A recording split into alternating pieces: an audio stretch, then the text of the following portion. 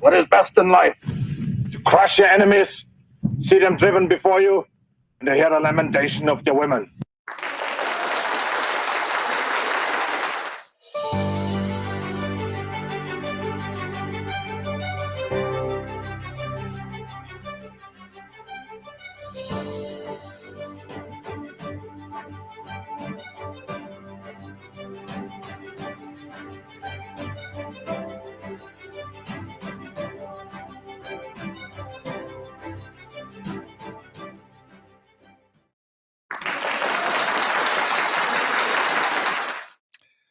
All right. What night is it? What is it, like Sunday? That means it's the Sunday night Radio Baloney Live. I am your host, Richie Baloney. How's everybody doing? Looks like we got Rosie in the chat. We already got Nevada in the chat. How's it going, you guys? Hope it's been a good weekend for you. It's been a good weekend for me. Let's see. Nevada says, where's Richie? I'm right here. I'm right here. Let's see. All right. All right. So, everybody, what are we doing? It's not going to be too long of a show tonight. I'm feeling a bit under the weather. I'm not feeling that great. So, maybe we'll do 2 hours, 3 hours. I'm going to try and keep it short tonight. I got a bit of a headache going on here. You know what that's like. And I don't actually have the enormous amount of news that we normally have to go over, like 4, 5, 6 hours or whatever. So, I'm hoping to keep it. We'll keep it 2, 3 hours, hopefully. We've got some, the usual crazy stuff. We've got the usual freakouts and lunacy coming from leftists, obviously. I mean, there's Joy Reid talking about telling voters not to see their Trump-supporting family during the holidays and to tell them why. Demented, absolutely demented. That's cult-like behavior. That is cult behavior. That's something a cult leader would say. Totally nuts. We'll take a look at that. We're going to go through so much beautiful Trump derangement here. There's so much beautiful Trump derangement to see. My good Lord, what's happening? Beautiful, tons of salt. Tons and tons of salt. We've got just kind of general stuff, talking about the election, talking about the left's reaction to the election, mainstream media's reaction to the election. It's not good. It's not going well for them. Got something here. Just a nice video here from Trump just being just superhuman and decent, which is something that the regular viewer of CNN or MSNBC or NBC News or any of those never gets to hear about, never sees. But we see it here. We got some Canadian stuff here. We've got Kevin O'Leary talking about Trudeau has absolutely killed Canada. He destroys Trudeau in this. I think it's worth seeing. I want to talk about the idiotic stupidity of the Canadian government here for a little bit, because we haven't done too much Canada recently. So I think it's time we got back into a little bit more of that. We've got Tim Dillon here. We've got a bunch of stuff. We've got Bill Burr. We've got Tim Dillon. We've got memes. We've got everything you could hope for. Lots and lots of stuff. Where's that Bill Burr? Where's he at? He's in here somewhere. There he is. He did a funny thing on Saturday Night Live. I'm surprised to let him do it. He kind of just makes fun of everybody, which is really what you want. It's the way it should be. If you just make fun of everybody, then nobody really has a right to be offended. And that's the way things used to be. And then what is Jabba the Hutt says? I'm on a sex strike. Well, voted for Harris. Maybe I shouldn't have voted for Harris. Then you wouldn't have to go on that sex strike if there was somebody who actually wanted to have sex with you, which I guess most of these ladies know.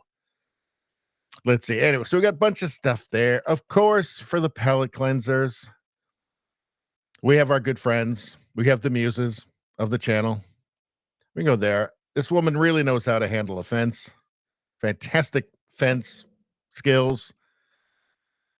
Fixing a knife. You need to know how to fix a knife. She can show you. And that's all this video is about. It's helping you fix a knife. That's it. There is nothing else that this video is about. Of course, sports. And then, of course, we have just our regular, our classic muses, Sandwich Girl, our cooking shows, and Noodle Girl as well. Noodle Woman. Noodle Woman. Noodle Woman. Do not disrespect Noodle Woman.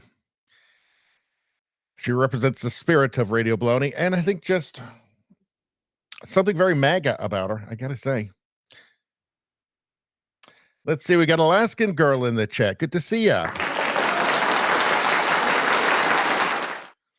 Says Linda from Anchorage, Alaska. Glad President Trump won. We all are. For the benefit of the world. Let's see, we got Radio Streamer in the chat. Good to see ya. Says he didn't get an alert. What? What the hell? How did that happen? I'll talk to my people. Outrageous. I made it, but he made it anyway. He made it anyway. He wants to let us know. He wants to let his fellow degenerates know about it. Very good. All right. Very well. Very well. Looks like we're getting a few. Looks like it's the audience is filling up pretty nicely already. Very well. Very well indeed. Maybe we picked up some new people during that marathon election night stream. Maybe. We'll see. Anyway, what are we doing now?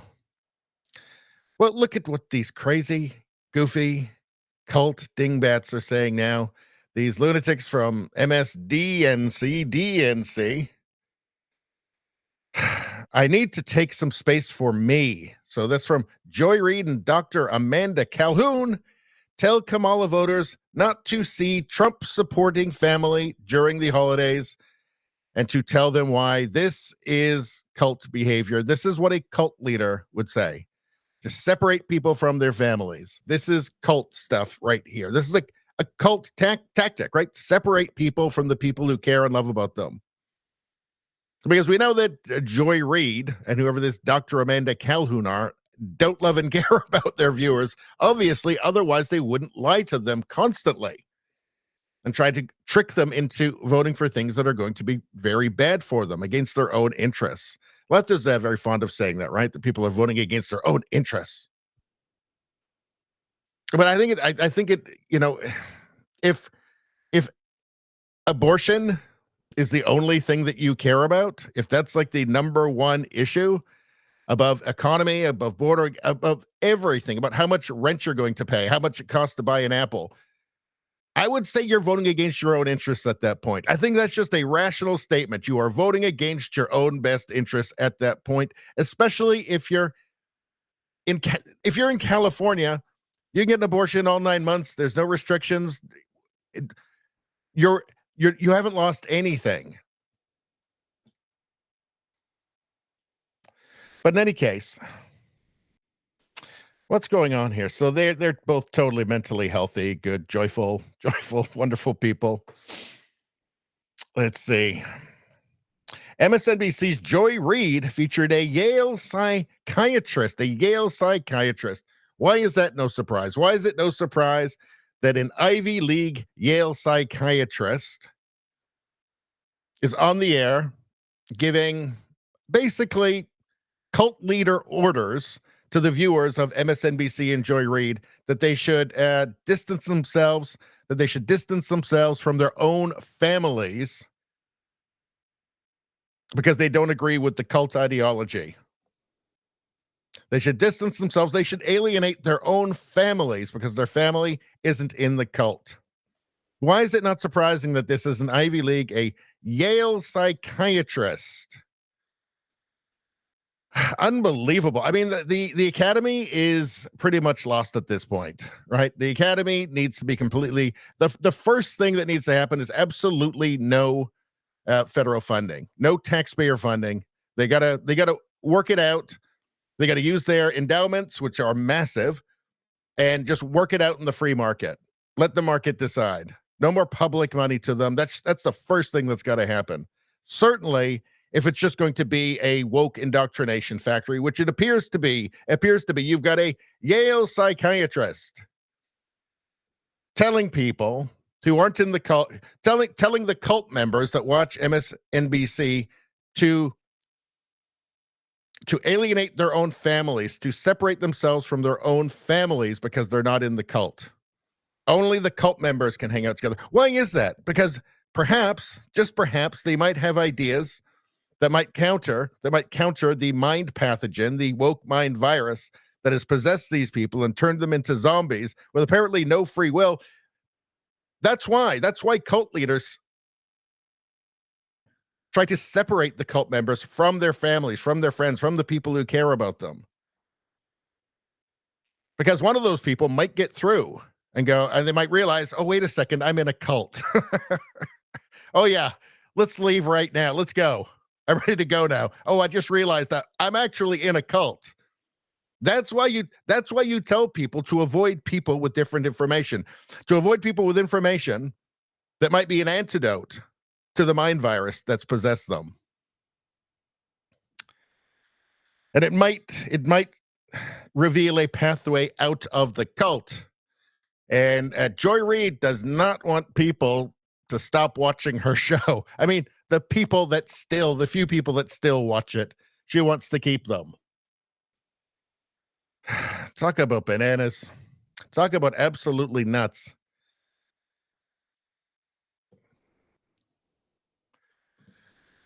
So MSNBC's Joy Reid featured a Yale psychiatrist during a segment on her show, The Readout.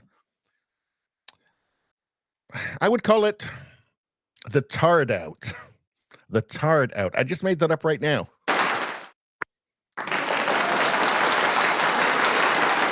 And I think it's pretty good. The Tard Out. I like that. Let's try that. The Tard Out. Where the pair talked about how Democrats should shun family members who voted for President-elect Donald Trump during the upcoming holidays.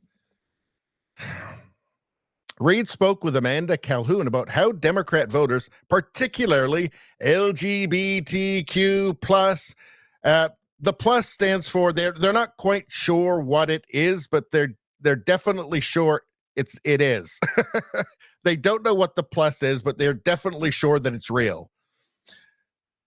Alphabet individuals and women should approach family members who voted differently than them.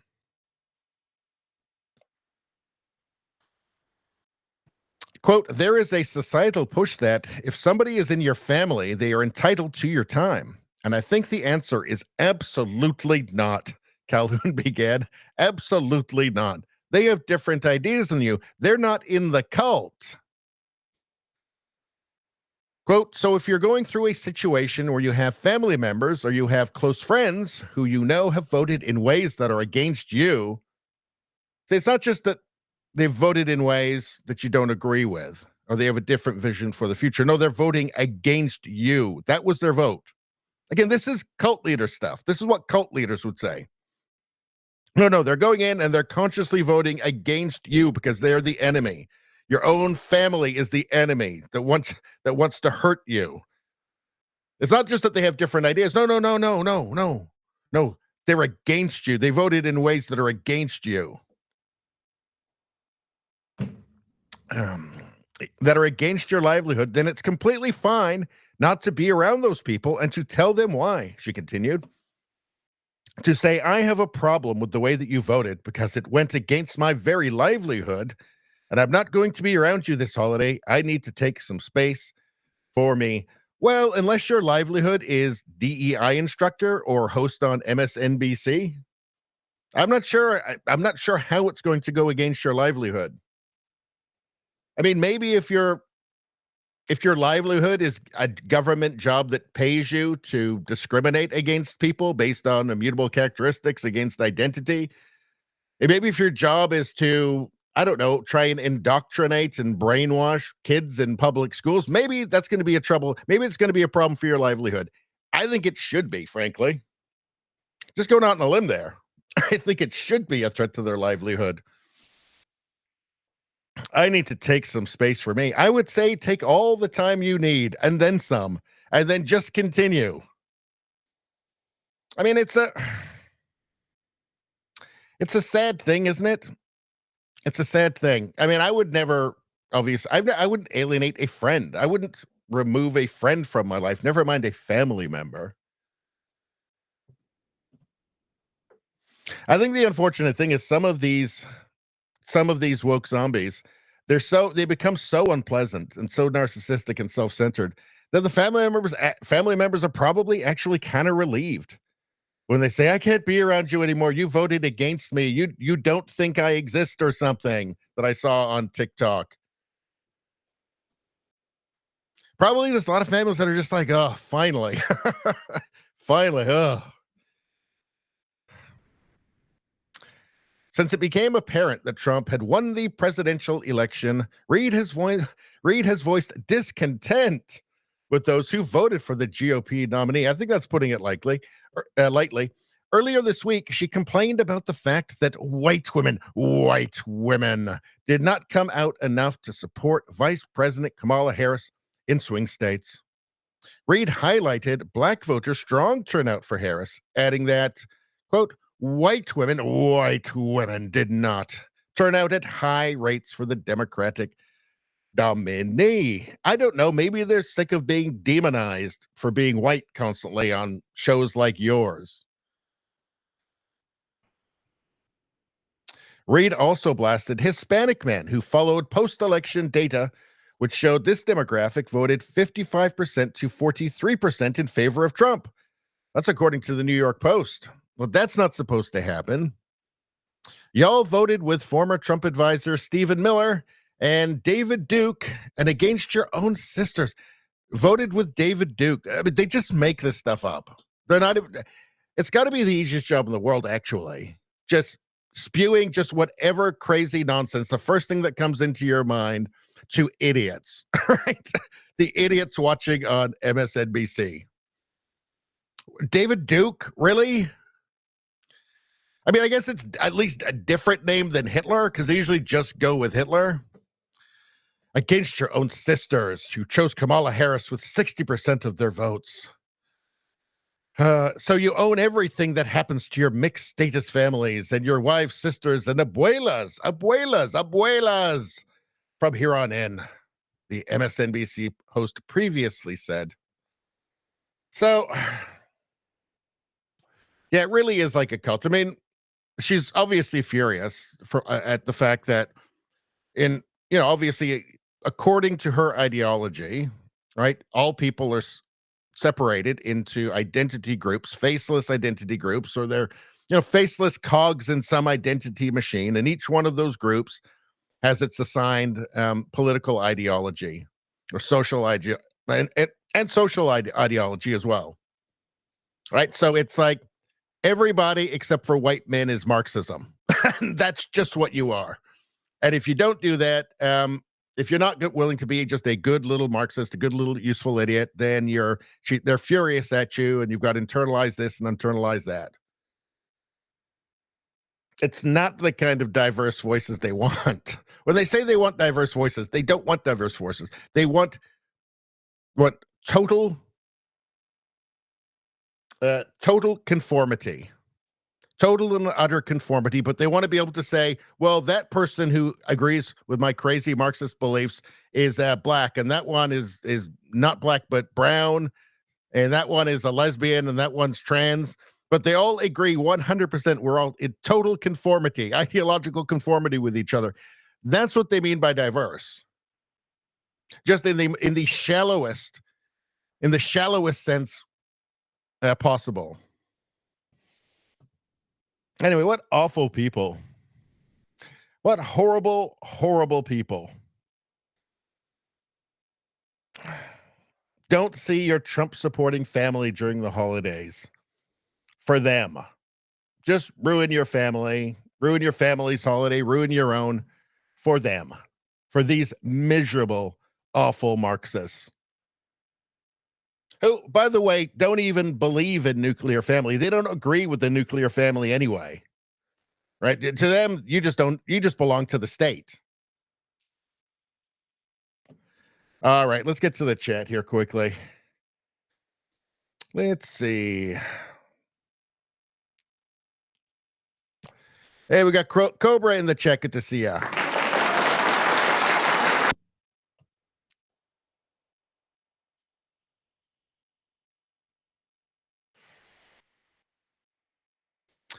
Alaskan Girl says, how do we superimpose our photos in place of the chef's head?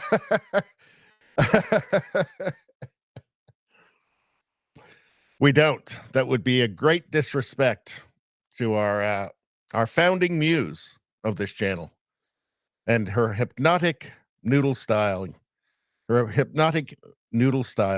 cooking style. No, that would be blasphemy. Let's see. Streamer says MSDNC is pure trash. 100%. Cobra says cult of baloney. Well, I like that cult. By the way, I'm going to need all of you to just stop talking to your friends and family. Just for a while. I'll let you know. At least till after the holidays. Let's see. Yeah, look, here's the thing. We're a cult, right? So really, all the money you would be spending on presents for your friends and family, really you should just take that money and give it to me because of the cult thing, because we're a cult. So cult, give me your money. There we go. Let's see. Nevada says he's working out of town and having a great time. Well, that's awesome. I'm glad that's happening. Cobra says, sounds like fun. I'm at Burger King sitting across from Radio Streamer. What the hell is happening? What the hell is happening? The Radio Streamer says, Radio Baloney, woke warning. Media product may contain freedom and free thought byproducts. It's true. It's so true. All right, you guys are already chatting up a storm here. Let's see. Kamala identifies as a coconut. You think you just fell out of a coconut tree? I know. It's just crazy. All right. Ventilator. How you doing, Ventilator? Sales of her dish have exploded. I bet you they have. We're making her famous. Let's see. Ventilator said, Reed is pure commie. I know she is. I know you guys don't like the commies. Cobra says, they're all seeing this stupid 4B movement. Yeah, it's so stupid. And none of them mean it. None of them have any self-control anyway. They're all dirty, filthy Marxists. Let's see. Radio Streamer says, because it's the best and only defense that they have left. Because racist, orange Hitler, sexism, patriarchy, blue-haired banshee scream here. Yes, exactly. Exactly. It sounds like they're commodifying sex in that too, which I think is supposed to be, I don't know, patriarchy or something. I don't know.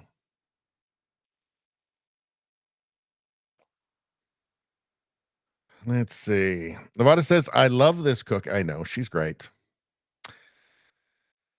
A true muse for this channel. Let's see. Cobra says, women are shaving their heads and abstaining from sex because of Trump.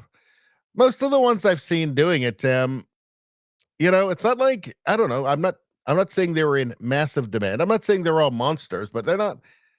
I mean, it really just does feel like more of a, desperate attempt to get attention.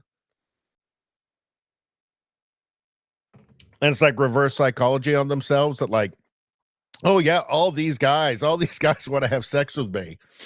I'm going to shave my head and show them. And then they won't try, just like they weren't before. Let's see.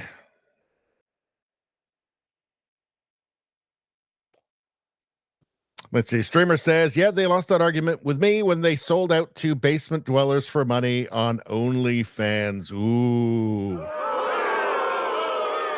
Shouldn't do that. They shouldn't do that, should they? All right, let's get to it. 25 minutes in. I wonder if they got any ads for me to read. Let's see. It looks like there's no ads tonight. Nothing. What the hell is going on? How can they not have ads for me? Have they not heard me reading ads? Let's see what's going on here. So, Deborah Fauché, please make sure your affairs are in order before January 2025. That sounds really serious. After 125, we won't be able to get passports or important paperwork because 125 because it will be restricted. Huh. Well, that sounds really serious. I didn't know about this. I mean, if I'd known about this, I wouldn't have supported Trump, right? What I'm doing between now and January to prepare for January 2025. Number one, I ordered my college transcripts today because I actually don't have a copy of those. I am going to go make sure I have my birth certificate. And if not, I'm going to request a copy of that. I have my social security card. I have a passport that is still valid for over 3 years. If you don't have a passport, I would recommend you go get one. We can go over how to do that. It's relatively straightforward. Vaccinations. I am going to be going in next week to get my flu vaccination and to get my updated COVID vaccination, and then to touch base and make sure that there's no other vaccinations that I need to get. I do travel frequently, and that's something that I'll be reviewing with my doctor. Medical care. I will be making sure that I have had all of my regular appointments. I'll see my gynecologist. I will go see my primary care doctor. And I did lab work actually yesterday. So trying to make sure that I've gotten all of that taken care of now. And I can hopefully forecast or address any issues that need to be addressed. And then lastly, prescriptions. So this is both for myself and also for my pets. I live in the middle of nowhere. I do tend to have prescriptions on hand for my pets, for more than 30 days at a time for anything that's not a controlled substance. I would be looking to do the same thing for any of my personal prescriptions. And I will be having discussions with my doctor this week and next week about the prescriptions that I'm on and seeing how much I can have on hand just to weather any of the changes that come through. In my case, none of mine are life-saving medications, so the stakes are a little bit lower, but they do make a really big difference in my life and in my day-to-day. So I don't really see the story here. So obsessive compulsive woman will continue to be obsessive compulsive after Trump wins. Okay. Yeah, well, I guess get on that. Make sure you get on that just in case. Weird. All right, what do we got here? Libs of TikTok says that a liberal woman threatens Trump supporters with violence. Oh, no. How are we supposed to have unity with these people? Well, you're not, but let's see. What's going on here?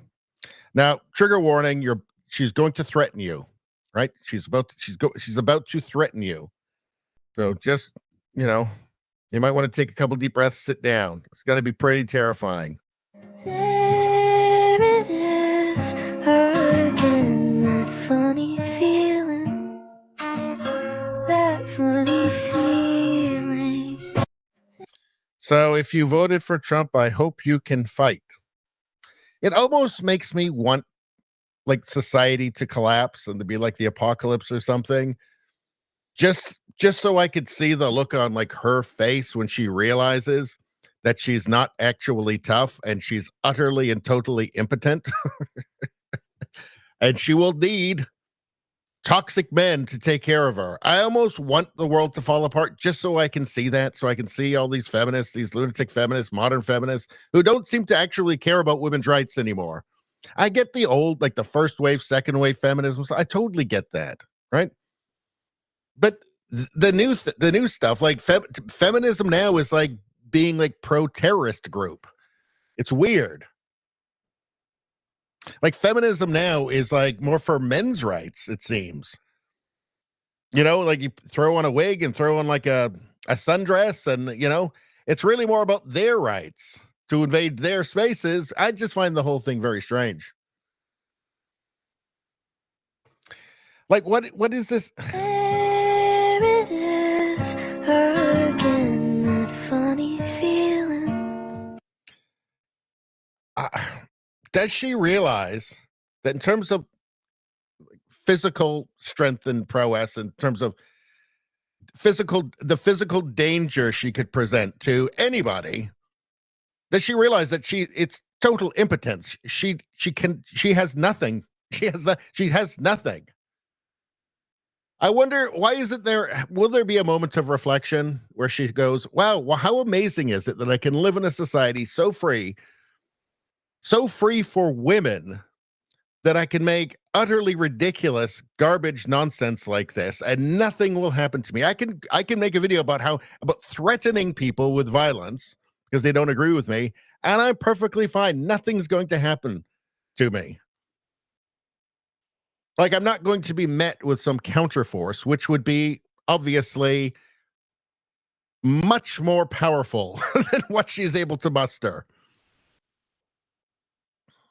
Would there ever come a moment of self-reflection, of perspective, to say, oh, maybe I shouldn't complain about this society so much? There are other places you could go to learn about it, and learn the hard way. So I hope she doesn't go to those places, because I don't wish terrible things on people. Let's see what's going on here. Seattle. Far left protesters have gathered outside the Amazon headquarters to protest the election outcome and capitalism. By the way, you see this shit? It's always underneath it. It's always capitalism. It's always Marxism. They're always protesting capitalism. They're always dirty, filthy commies. The heart of these things is always dirty, filthy commies every single time, whatever it is. Whether it's some gender thing or whether it's out to support terrorists or whatever, it's always really, really about Marxism. An unhinged speaker talks about impending fascism. Yeah, because the guy who's making it his mission to protect your constitutional rights is the fascist. We keep saying this, but you can't say it enough. The guys who want to protect your rights, like free speech, for instance, or the right to bear arms, they're never the fascists, right? They're never the bad guys. That's always the good guys. The people who want to maximize freedom, personal freedom for you, those are always the good guys. The bad guys are the ones who want to take that away from you, who want to oppress you. The bad guys are the ones who want to stop you from speaking your mind, especially when it's unpopular with the regime. Those are always the bad, every single time.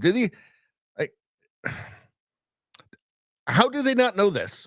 How does the media not know this? It's so strange. We have one united enemy, and that is U.S. empire. One united enemy, and hold on. Let's listen to that again. We have one united enemy, and that is U.S. empire. So she says, we have one united enemy, and that is U.S. empire. And of course, this is in Seattle, right? This was in Seattle? In Seattle. I don't know. I think these people could use a little bit of perspective. I really think they could. There's like way worse out there. Just saying. There's like way worse out there. Like North Korea exists. I understand if somebody would like fixate on North Korea. I get that. Like they're bad. Right? But just clearly, just as it's a demonstrable fact that U.S. empire is not the worst that's out there. Maybe the worst except for all of the others. Well, Cobra makes a really great point here. He says, fuck off, commies. Ha ha ha.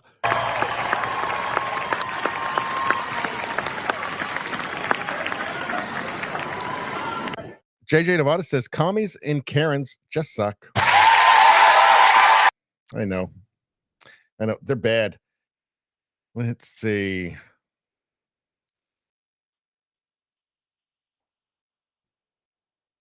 Let's see, what do we got here? Hold on, you guys.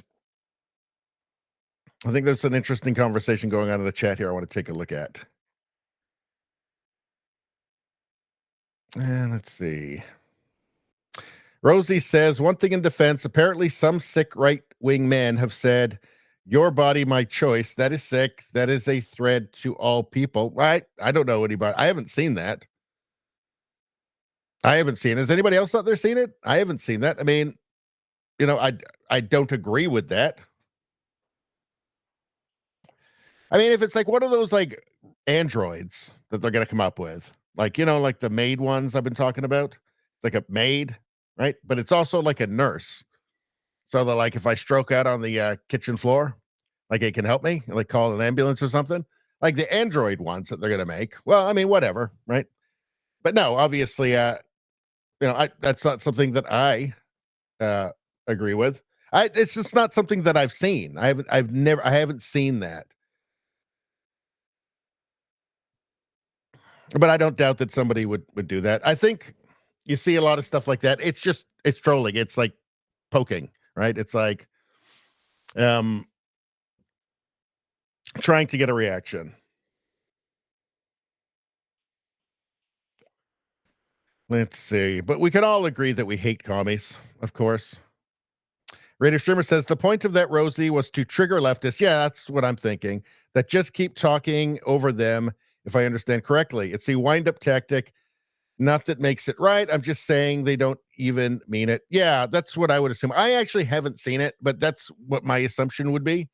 Just wind them up. Commies and Karens just suck. It's true. Rumbum. Hey, Rumbum, how you doing? I saw this actually. Decoy Voice put out a vid about a dude that killed his ex, their kids, and then went home and killed his new wife and kids because of the leftist fear rhetoric. Yeah, because Trump won. I saw a story about that earlier. Just horrific.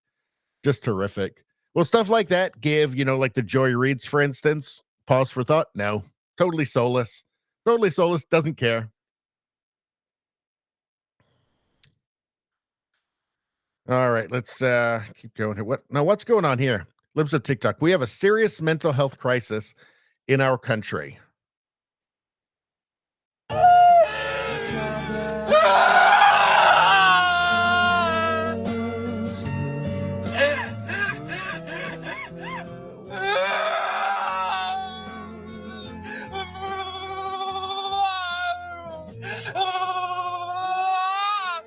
See that part there? The thing he's doing with the zip there, the blah, blah, blah, blah. That makes me think this is fake. That this is an act. You know, trolling. Let's see. He cheated! He cheated! He cheated!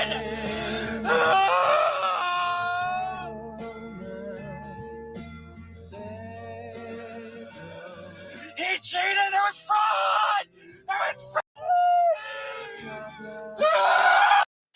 Got a shirt that says, I love day drinking. He's got Kamala written on his face. I don't know. I don't know if this is real or not. I wonder if anybody's got, sometimes underneath somebody will post some information. Maybe it's some guy post troll videos. Let's see. This is a Super Bowl for you.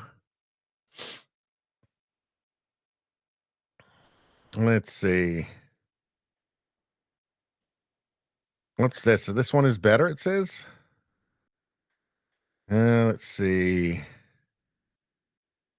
Department of Health will fix this before, after. Yeah, RFK is jacked. He's very, very healthy. I mean, if you're going to talk about health, the country's health, you should probably be pretty healthy. Unlike that, you know. If somebody says, I think most of these are trolls. I feel like it was the lip thing that got me. It was a lip thing he was doing. What was that lip thing? Yeah. That makes me think it's fake. But I don't know. You just can't tell. That's the crazy thing. You can't tell. It's not that long ago where you would have known for sure. Like it just would have been obvious. Oh, that's clearly somebody trolling. But you can't tell anymore because there's so much mental illness that's been that's been coursing through the universities, from professors and from critical theory textbooks into young people's vulnerable minds. You just can't tell anymore. What's going on here? Legacy Media from Western Lensman. Legacy Media is devoting hour after hour to ramped up propaganda attacks on Elon Musk. So MSNBC's Chris Hayes labels him co-president. Well, let's see what's going on here. And this is for sure not going to be deranged and filled with lies. One of the ways it's genuinely different is that he now has a kind of coterie of oligarchs, including the richest man in the world, who've kissed the ring, worked to get him elected, and are now apparently going to be running America. Now, this is a model that's actually familiar across the world. Well, have they kissed the ring, or do they have genuine concerns about the fate of Western civilization, right? Do they have genuine concerns, and they were literally ignored? They were completely abused by the Democrat Party, and the only place they could go was to Trump. So, I mean, I guess it's all, in the eye of the beholder, isn't it? Pioneered and perfected by strongmen like Viktor Orban in Hungary and Recep Erdogan in Turkey, and of course, Vladimir Putin in Russia. All because they're all evil, because Chris Hayes tells you they are. They're all evil because Chris Hayes, he knows, even though he favors policies like, I don't know, like censorship, for instance. He favors that. That's, I mean, again, like free countries, that's not really the thing. Censorship, labeling everything politically incorrect or counter narrative as misinformation or disinformation, like that's not the direction you're going to.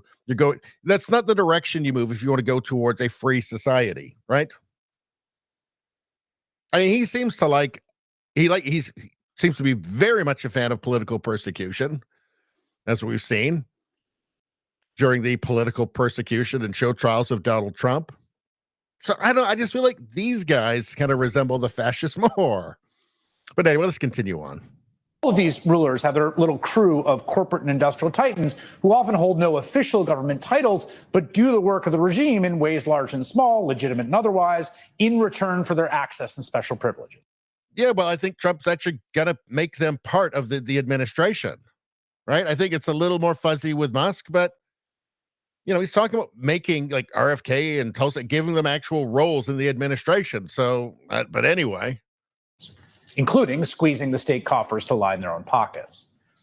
Oh, so they're all going to squeeze the state coffers to line their own pocket. They just make shit up. This is just fear porn. They just make shit up. As the Atlantic's Franklin Ford puts it, the regime does the bidding of the billionaires, and in turn, the billionaires do the bidding of the regime. Power grows ever more concentrated as the owners. Well, why did Harris raise like $1 billion for the campaign, and Trump only raised $400 million? Why? I mean, most of the billionaires were with Kamala Harris, right? Trump had a few high-profile ones, but almost all of them were with Kamala. So why is that? It's almost as if he's full of shit. The corrupt leaders conspire to protect their mutual hold on it. In short order, this arrangement has the potential to deliver a double blow to the American system. It can undermine capitalism and erode democracy all at once. And you may say, and you would be right, that corporate titans have always had a lot of political power, certainly more than the little guy in America. But really, this is completely different from anything we've seen before. Or maybe this is all just creative writing. This is all just fiction. It's just made up. You've got your story, and I guess you're going to stick with it. Well, let's see how that goes. Just look at Elon Musk.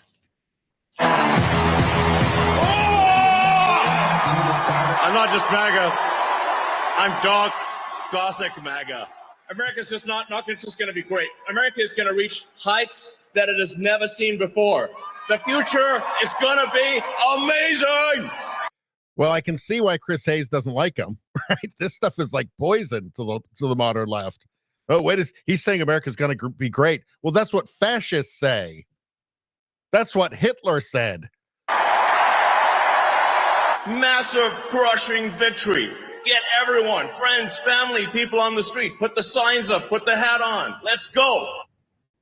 The wildly charismatic billionaire rocket and electric car magnate spent $130 million of his own wealth to get Trump elected. That alone is unheard of. I mean, well, except Zuckerberg spent $250 million. Zuckerberg spent a lot in 2020, didn't he? Didn't he, Chris Hayes? Didn't he? As far as we have records of, no one's ever done that before. Musk also bought Twitter for $44 billion. I don't know. We need to do a fact check on this. Hold on. Where's the button? Fact check.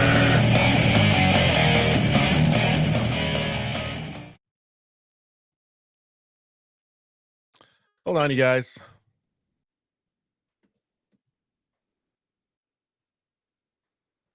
One second.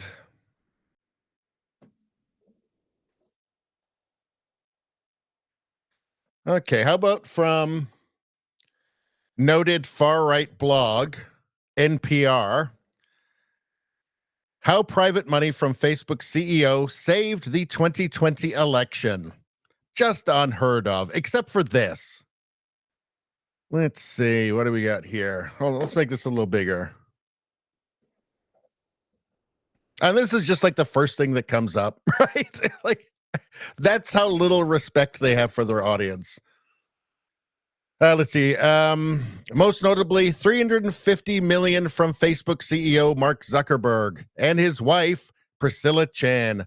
$350 million. Huh. So wait a second. Well, that would mean that Chris Hayes is just bald-faced lying to his audience and just assuming they won't do like what we just did. Like if you did what I just did there, you can save yourself, $500,000 getting yourself a journalism degree from Columbia University, right? I guess they just count on the fact that their audience won't just do that. What we just did, as easy as that, to find out that he's lying, as easy as that.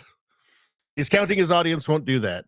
By the way, again, all of us, me, all of you, we all have the equivalent of a $500,000 journalism degree from Columbia University. Congratulations, everybody.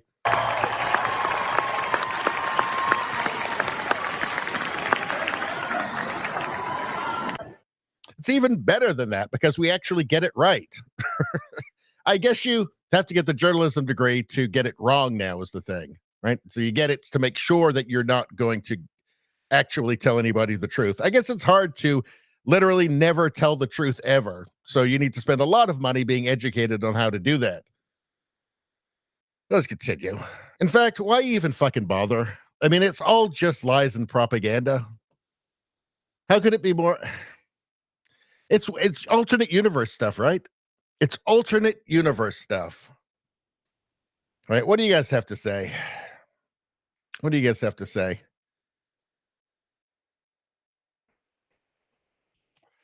Ventilator says, new movie coming, Commies on a Plane, starring Karen Reed. You sure it's not Commies on a Helicopter? I don't know. Where did that come from? I don't know. Let's see.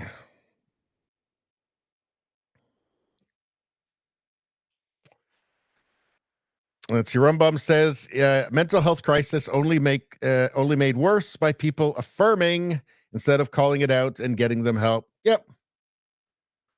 100%. This is what happens when, science and medicine become unmoored from reality.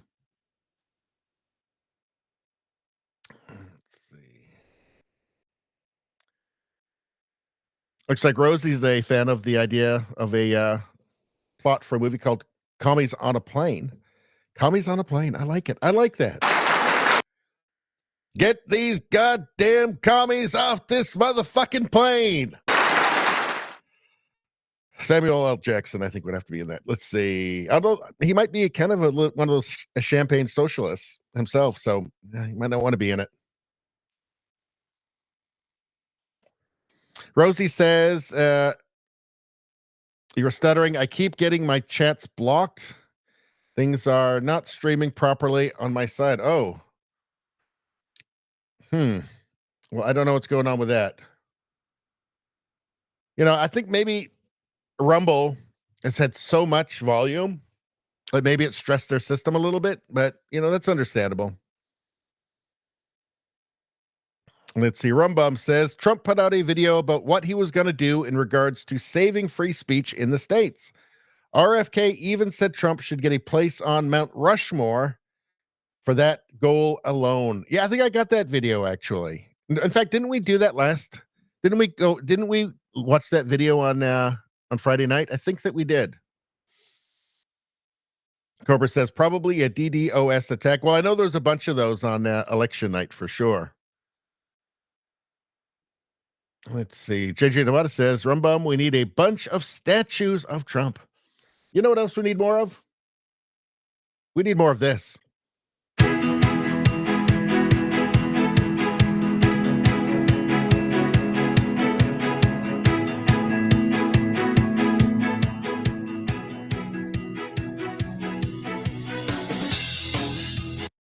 I think like every show, like every sporting event, like every class, like school class, both in, K through 12 and then higher education, not only in the United States, but across the world should show that video for just like 30 seconds. Everybody can stand, put their hands over their heart and just watch this.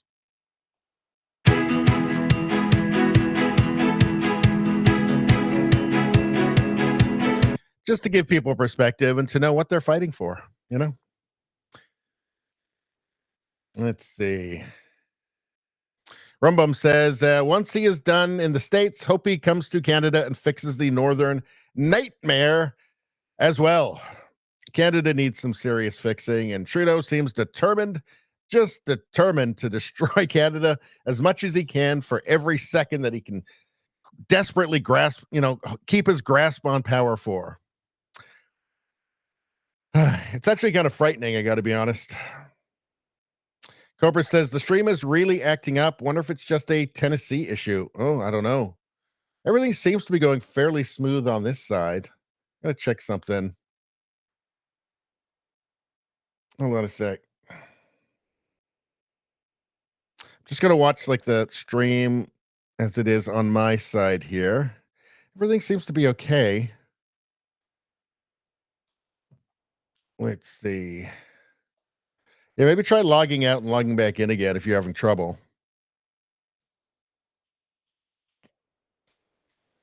Let's see. Rosie says, I'm seeing more posts on X with people saying now that U.S. is moving in the right direction. Help work on Canada. Yeah, Canada needs it next. All right, let's move on. Let's move on to the next thing. I can't watch any more of this MSNBC, MSDNC. Just garbage. Machine garbage. What's going on? Now bracelets are not enough. Tattoos is the new idea from Defiant Elves. Well, what is this crazy dingbat talking about? Huh. She seems nice, by the way. I sure hope she doesn't shave her head and take a vow of chastity. That'd be devastating. So I'm liking what I'm hearing about the blue friendship bracelet movement, but what's going on what's going on with her head? Did she bash her head against something after Trump won, just in rage, and then blame it on Trump? I don't know. Personally want something more permanent, more serious. I'm wholeheartedly devoted to what I believe in, and that's love. So they often say things like this, and then they say something that disproves that they care about love or empathy or peace or any of that. But let's hear it. So can we come up with a tattoo and placement of that tattoo to mark ourselves, to identify ourselves to other women and men who share our values? It's called a tramp stamp. Who know that we are a safe person to be with. I will gladly get this agreed upon tattoo. I'd like to get it today, but I'm sure we can't agree that quickly. What do you guys think that the tattoo should be? Put it in the chat. Tell me what you think her tattoo should be. All these people, right? All the Kamala voters. What should the tattoo be and where should it be so that they can identify each other? Again, for both the men and women, I'm thinking it's got to probably be a tramp stamp. So, but you guys tell me what you think. So to all the men and women out there, who feel cheated and betrayed and a little bit lost, what tattoo are we getting and where are we putting it? Excuse the black eyes. I'm a single mom of 2 boys, got hit in the head with a baseball on election day. So yeah, seems appropriate. I just assumed that she had bashed her head against something in rage so that she could blame it on Trump, but I don't know. Let me know what tattoo and where. What tattoo and where? I'm thinking maybe a litter box. What are you guys saying? Tattoo will be a hairball. Hairball, that's good. I like that. Let's see. Nevada's demanding more commie hate. It's coming. It's coming. Don't you worry. There's always plenty. Rumbum, let's see. Streamer, obviously demanding more commie hate. Well, don't worry. We'll get there. We'll get there. There's always plenty of commie hate. Let's see. Nevada says, at first I thought that was a bullet hole. Ugh. Oh. Let's see. Rosie says, has to be visible. Maybe an ear tattoo. Thorns. Ooh, I like that. Ventilator says, oh my God, this is raising children. Mm-hmm. Now, Nevada says, 666 on your forehead. Can we settle for that? Can we settle? It'll be a hairball with 666 on it. What do you think? Can we settle on that? Are we good? I think we're good. I think that works. I think we'll go with that. A hairball with 666 written on it. I like it. Let's see. Oh, I think we already saw this one in the last stream, I think. So let's move on. Hour in. Again, I'm going to try and keep this one, reasonably short tonight because I'm not feeling that great. I got kind of a headache. Let's see. Western Lensman. Molly Hemingway says schools. Let's see. So schools lawfare apologist Marie Harf lays out the fact that corrupt Democrat prosecutions against Trump were a highly motivating factor in the campaign. Oh, so it's all right. Hemingway, the abuse of law was one of these underrated issues that motivated a lot of the abuse of. All right, maybe we'll just watch the video. I'm really struggling tonight. Let's just watch the video. Okay. So that's Molly Hemingway. And she's I think a pretty reasonable MAGA person. There's a lot of coverage of I think she's actually a lawyer, but let's watch. The abuse of law was one of these underrated issues that motivated a lot of people to vote for Donald Trump. Having Democrat prosecutors up and down the Eastern Seaboard trying to imprison their political opponent, bankrupt their political opponent, remove him from the ballot. This was viewed as an assault on democracy. At the same time, they were trying to push that message. This is the problem, and people are hoping that they will have rule of law going forward and no more of these political prosecutions designed to go after not just Donald Trump, but people who were challenging school boards, pro-life activists. This was the underrated story because our media are so in favor of Kamala Harris and the Democrat Party in general. They have failed to tell that story accurately. The reality is that Donald Trump was credibly accused of dozens of felony charges, was convicted. Yes, that's why they needed to change statutes of limitations and come up with novel legal theories that nobody had ever seen before. Of course.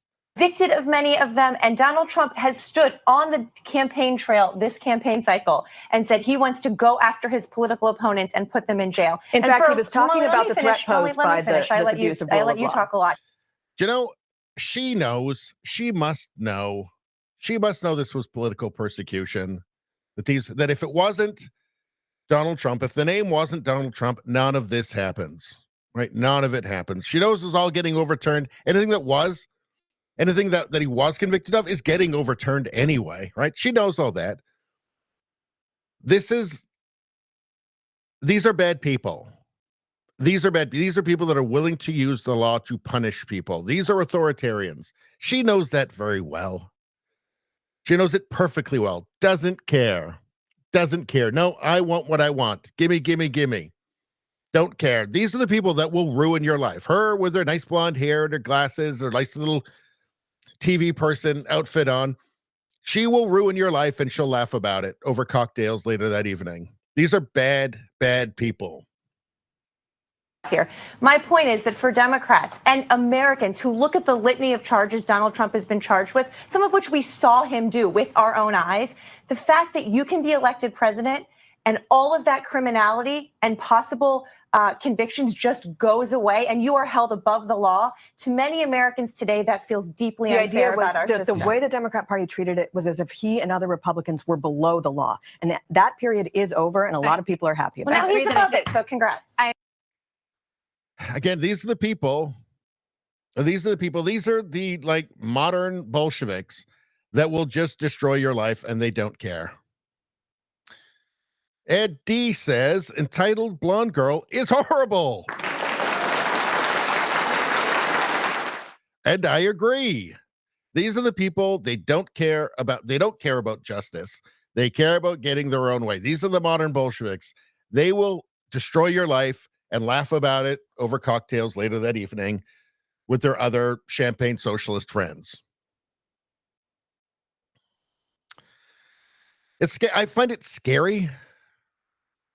Let's see, from Julie Gunlock. Marie Harf should never be invited back. She was hysterical, long-winded, and rude. Honestly, it made me want to turn off the show. They're all like that. Not to mention all of the lying. Let's see. Marie is a clown. Keep the salt flowing. Keep the salt flowing. The salt is delicious, but these people are terrifying because they will destroy people's lives and laugh about it. Just don't care. No ads still. I don't think they're going to give me any ads tonight, folks, which is really sad. I know we're all very disappointed by that. Let's see. Ventilator said she went full retarded commie. I think we got a button for that. You went full retard, man. Never go full retard. She did go full retard. Yeah, Robert Downey Jr. is right there. She did. Let's see. Nawada says, Richie, you sound good anyway. Well, thank you very much. You're being very kind. Now, Rumbum says it's just excruciating listening to these demonic creatures spew their vile script of lies. In fairness, that's what she's paid to do. So if she doesn't, if the demonic creature doesn't spew her vile script of lies, she doesn't get paid. So, it's a job. Somebody's got to do it, I guess. Nevada says, bitch, get the tattoo. You get that hairball with 666 on it right away, right on the forehead. Let's see. Oh, this is really good. This Scott Jennings guy, I think CNN is probably regretting hiring him. Or maybe now that Trump's won, maybe they're actually glad they did. Because it'll appeal to, they realize that he'll appeal to more people than like Van Jones or Anderson Cooper ever will. Let's see. He blasts Democratic Party as a, professional fainting society. Well, I never. Man alive. Let's hear it. Then where did it go wrong? Well, I think the Democratic Party, in the eyes of a lot of working class voters, in the eyes of a lot of men who overwhelmingly turned out for Trump in this election, kind of view the Democratic Party as a professional fainting society. We're offended by everything. We don't, have our eye on the real ball here, which is people being crushed in the economy, or we don't have our eye on the border. We don't have our eye on the world chaos. What we have our eye on is running around, scolding everyone and being offended by everyone. I mean, that's no way to run a political party and then be surprised when average, everyday working people turn out against you. So Then where did it go wrong? It's 100% true. I mean, this whole thing of how does she get men? Not by doing what you guys are doing. That was the big thing from the, from the talking heads from the teleprompter readers, right? Is how can Kamala get men? I mean, she's put out ads of like obviously actors, half of them gay, talking about be a real man, and vote for Kamala because I'm a cowboy. Over and over again. What's some of the solutions they've come up with? That all young men should have to get psychiatrists. They should all have to go through therapy. I love that. I mean, that's an obvious one because all of those kind of elitist people on like, network news or cable news, they've all got therapists. So they assume everybody. I mean, it's never helped them. But they still keep going, and they make a lot of money so they can afford it. They just assume everybody. What, you've got young men who don't find the message that, especially young white men who don't find the message that, let's see, they're inherently bad and responsible for all of the evils of all of history, and need to be blamed for everything. And there's nothing they can ever do to atone for any of this pretend made up. Any of these pretend made up crimes that they're supposedly responsible for, all of the crimes of humanity, of the past, the present, and the future. For some reason, that's not appealing to them. So the best thing is for them to get therapy. That will fix it. It's so strange. It's so strange for them to be so. I guess the thing is, you never know whether they're speaking the truth or not, whether they really are in that much of a bubble, or whether it is just simply their job. There's a narrative that they have to push. If they don't get paid. So they have to keep doing it, even if they know that it's absurd.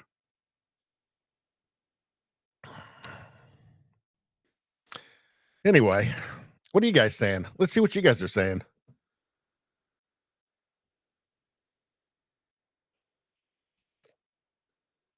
Well, Ventilator makes a great point here. Now would be a great time to like and subscribe. Let's get an ad read, people. Well, we've got enough people in here to do an ad read. It's just they're not offering me one. So sometimes it happens. It's kind of weird. But yeah, I don't know. If they were offering me up, I would have read 2 already. But liking and subscribing really is a great point you make there. So I think people should get on that immediately. In fact, let's take a look, see how many likes we have so far. Is it? Well, it's not bad. Not bad. You can always do better. Also, people that aren't subscribed, you really should be. I keep telling everybody that the euphoria that you experience when you press subscribe on the channel, if you're not already subscribed, and I'm sure the people who have subscribed will tell you. I mean, if you ask them, they'll give you a little testimonial on it. But the euphoria that you experience when you press subscribe on my channel, I've heard that it's even better than gender euphoria. But it has the added benefit of you don't have to cut off your dick and balls. Or your tits. So what's not to like? I'd get on that if I were you. Let's see. Radio Streamer says, I would ask how much money they sell their soul for to push the fear porn propaganda campaign. Well, with like Anderson Cooper, it's like, I think he makes like probably $8, $9, $10 million a year. I think Rachel Maddow's on $20 million a year. So it's a lot. I bet they would say, quote, I can't help it if I love my job. These people largely know what they are doing. They must, at least in some cases. I mean, because they're not actual imbeciles. So they must occasionally have like, some crisis of conscience, and then they just push it down. No, money, making $10 million this year. Push it down. Hurt the world. Just hurt the world so you can keep making the money.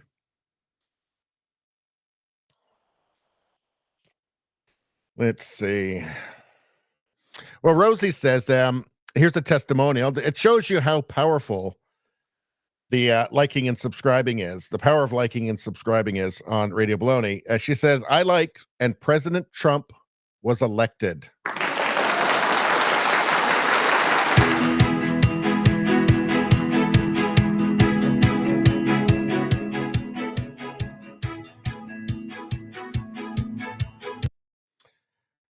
When he's on his dinosaur and he has his laser, no man can stand against him, especially with his best friend, the eagle, watching his back. The eagle's got a 6. All right, let's see. Rumbum says testimonial. I unsubbed and then resubbed and liked, and then Trump won in a landslide again.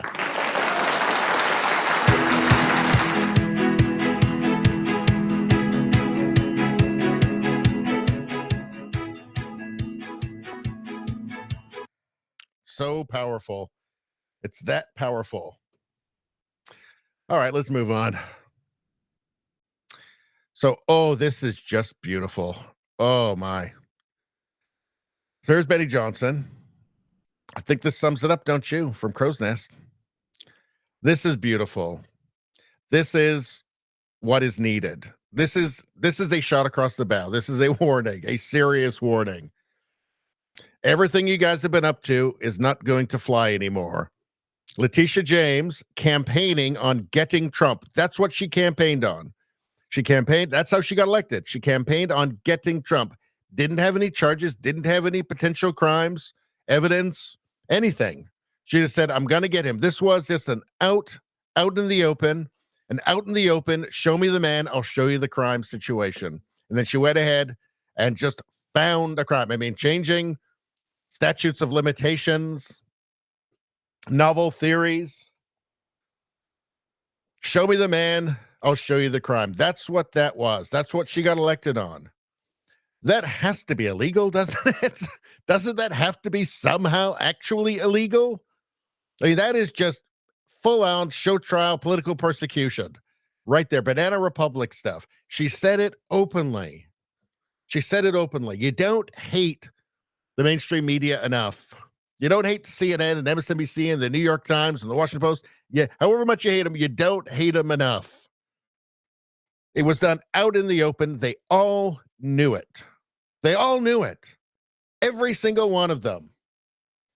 She campaigned on getting him. No idea what she was going to get him on, right? Just, I'll get him. Show me the man. I'll show you the crime. Let's watch this. Let me just say this to Big Tish James, the New York Attorney General. I dare you. I dare you to try to continue your lawfare against President Trump in his second term. Because listen here, sweetheart, we're not messing around this time, and we will put your fat ass in prison for conspiracy against rights. And I promise you that. So think long and hard before you want to violate President Trump's constitutional rights or any other American's constitutional rights. It's not going to happen again. We've been warning people on the show, Mike. This isn't the same Trump administration. Stop messing around. Don't rig elections. Don't illegally vote.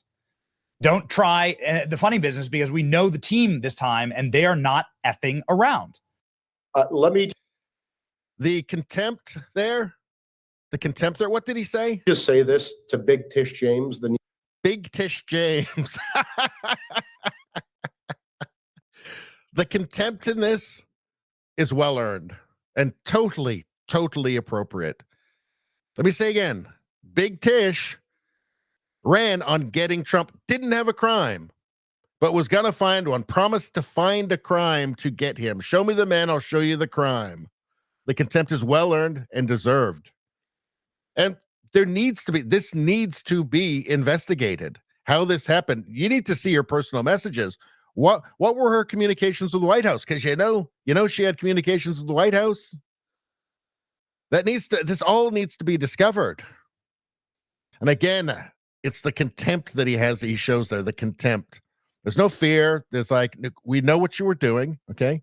And you're in trouble. We know what you did, and you're in trouble.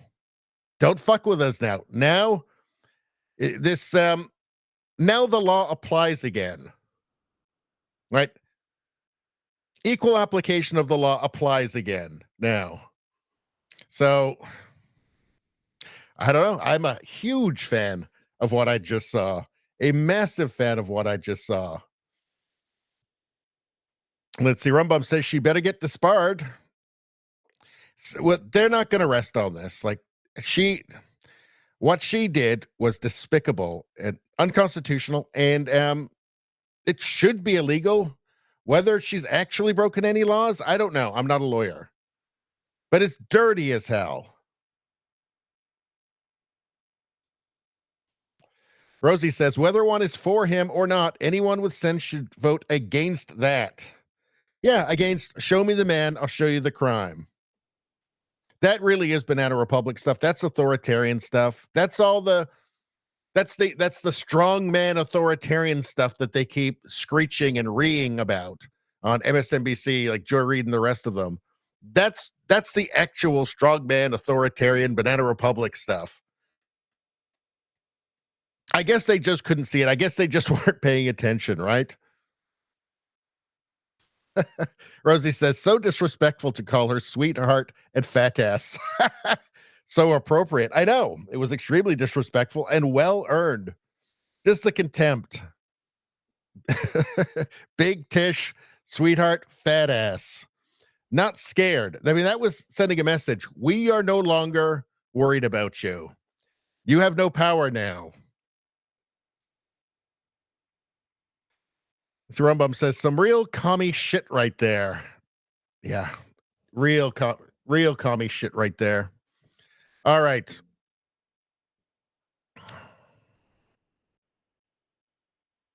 Let's see. Let's see. I watched this 20 times. I hope he destroys her. Benny's face says it all. I think that's like every sane person's face, right? What does this say here? From Gunther Eagleman. Anonymous staffer says, anonymous staffer is quoting Letitia James as saying, I'm fucked. She has to know. She has to know at the very least she'll be disbarred.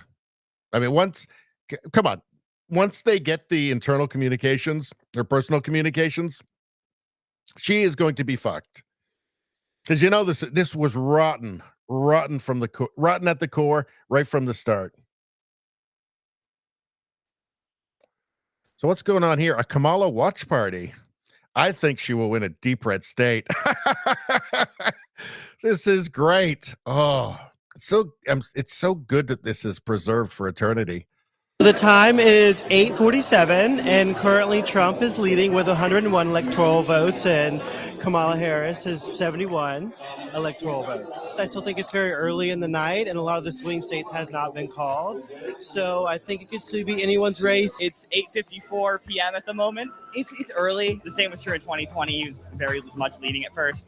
But I looked into it a lot, like this election. The counties in Georgia that are reporting first are mostly Republican-leading counties. Same in North Carolina, Arizona, and Nevada. Hopefully it works out. It's well, if you mean by Trump getting all of the swing states works out, yeah, it totally worked out. Very close to 9, and what's happening is that currently Trump is leading the polls. Hopefully Kamala wins the states that are deep red. It's 9 o'clock East Standard Time. I'm quite stressed because I was in the Hillary's campaign in 2016. I hope today I can walk out of here with smiles or tears, but like tears of happiness.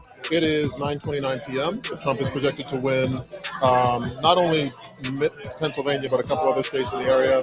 I would say the general atmosphere when I walked in was pensive. People are a little bit nervous. You know, there's a little bit on edge. I think I'm in a position where I'm ready to accept whatever the results are, because I believe it will be a fair and honest election. Well, hopefully this will cheer you up.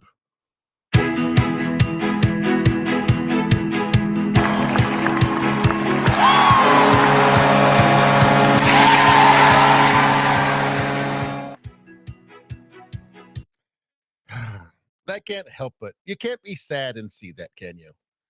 You can't be sad and see that, you know. This poor woman was saying she cried. I mean, East Standard Time. I'm quite stressed because I was in the Hillary's campaign in 2016. I hope today I can walk out of here with smiles or tears, but like tears. Don't cry. You don't need to cry. Do you remember what it was like when they called Pennsylvania for Trump? Do you remember that?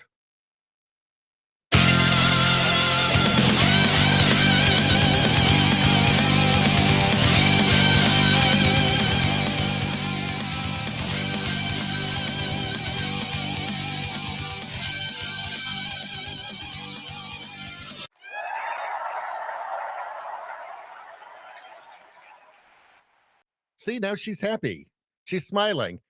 You can't help but smile when you see that. When you see, Trump the Barbarian winning, conquering his enemies. It's nice. You can't help but smile. What is best in life? To crush your enemies, see them driven before you, and to hear the lamentation of their women. And Conan was right there. There has been a lot of lamentation of the women since the election night. A ton of it, as a matter of fact. Let's see.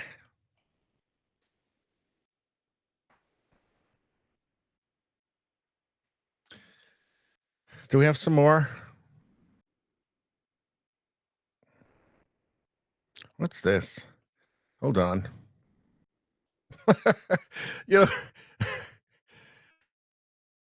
Let's see. What is this? The media? People that trust the media.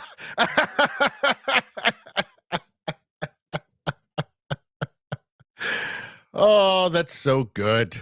That's so good.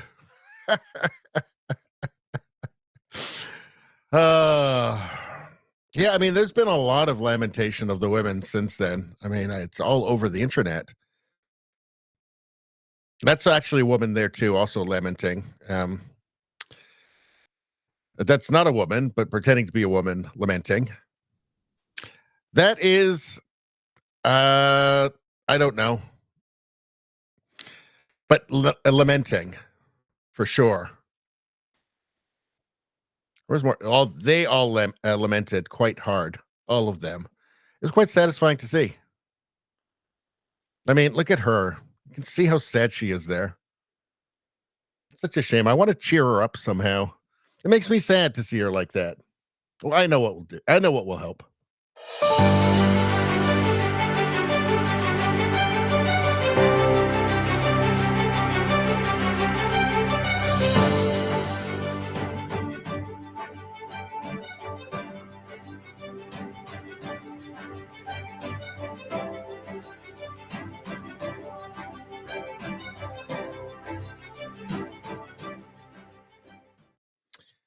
It didn't help. It didn't help at all. Well, some people just can't be reached, Radio Streamer says, the sweet, sweet tears. I love watching it sit in over time. I know it's beautiful. It's beautiful. It's really lasting quite a while, actually, which is great. Rumbum says, that watch party turned into a Heaven's Gate reenactment party shortly afterwards. Well, they all drank the Kool-Aid a long time ago, it turns out. Ventilator says, awesome. I know. It is. The God Emperor rules, as he should. Radio Streamer asks, what I want to know is, how did they get a single Asian vote? I guess the videos of people pushing Asians into tracks in subways and beating old men and women in leftist cities were not enough. Well, that was all very convincing. You remember how it was amazing how quickly, Stop Asian Hate went away when the video started surfacing of who was actually doing the Asian hate. And it wasn't guys with MAGA hats on. Amazing how quick that went away. Again, they are not trying to inform you. They're trying to manipulate you. That's it. They are paid to do it. If they actually inform you, the media I'm talking about, if they actually inform you, they will be fired. And somebody else will be paid with their giant paycheck to lie to you, to misinform you. That's what they're there for now. That's their purpose.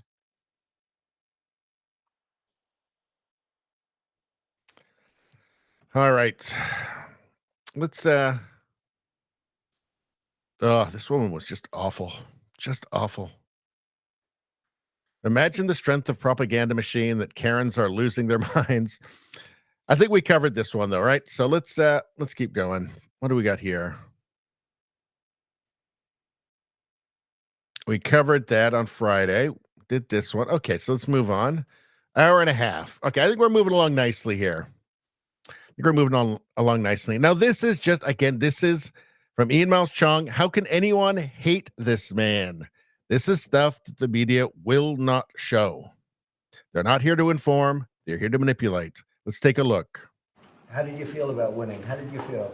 I did good. I did 5 time water, 5 times over. Whoa, that's not bad. Huh? Thank you. Mr. President, Jane was telling us beforehand, we were waiting in the Roosevelt room. She was sharing that she was so excited that her dad and she both have the same color hair as you. Pretty proud of that. Yeah. I hope he has a beautiful head of hair like that. I bet he is better. My dad called your head. He likes the hair. That's very interesting. I'm going to have to think about that.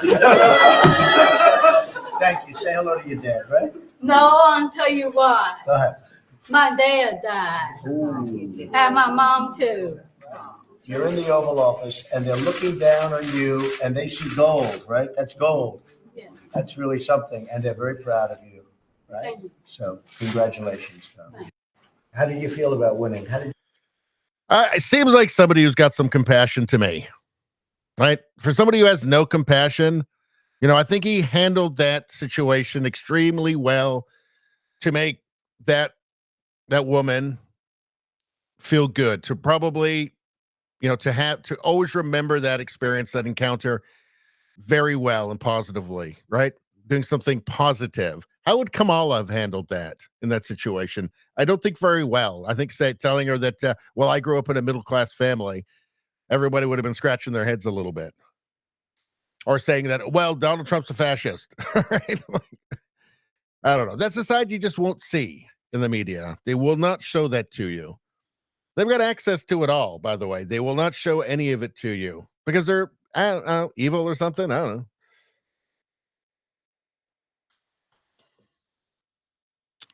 Let's see. Nevada says the planets and the 2 dogs are my favorites. Are you talking about from this?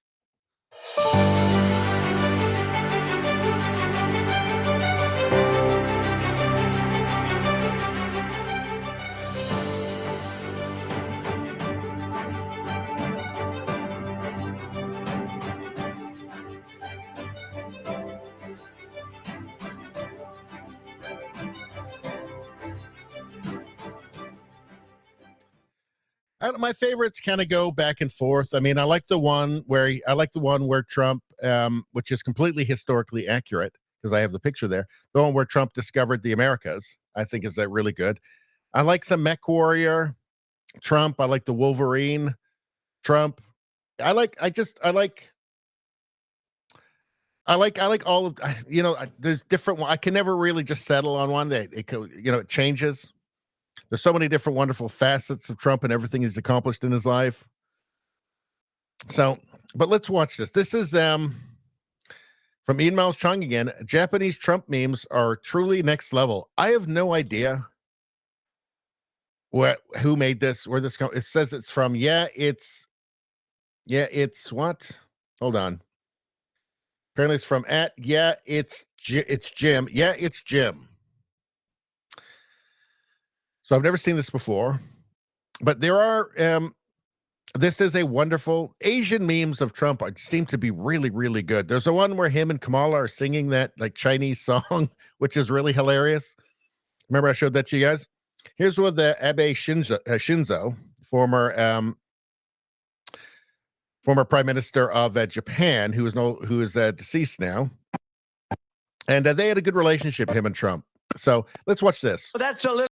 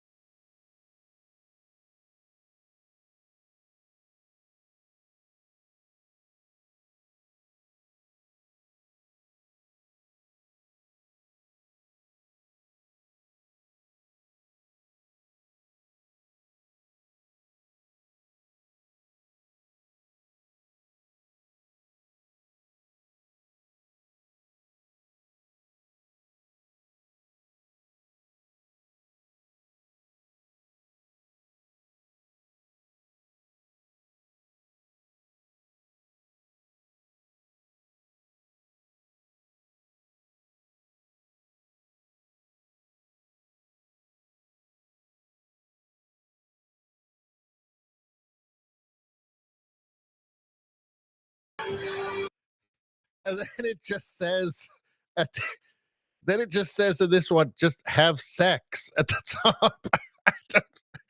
I don't know. I think it's absolutely hilarious. It does bring a tear to my eye, personally.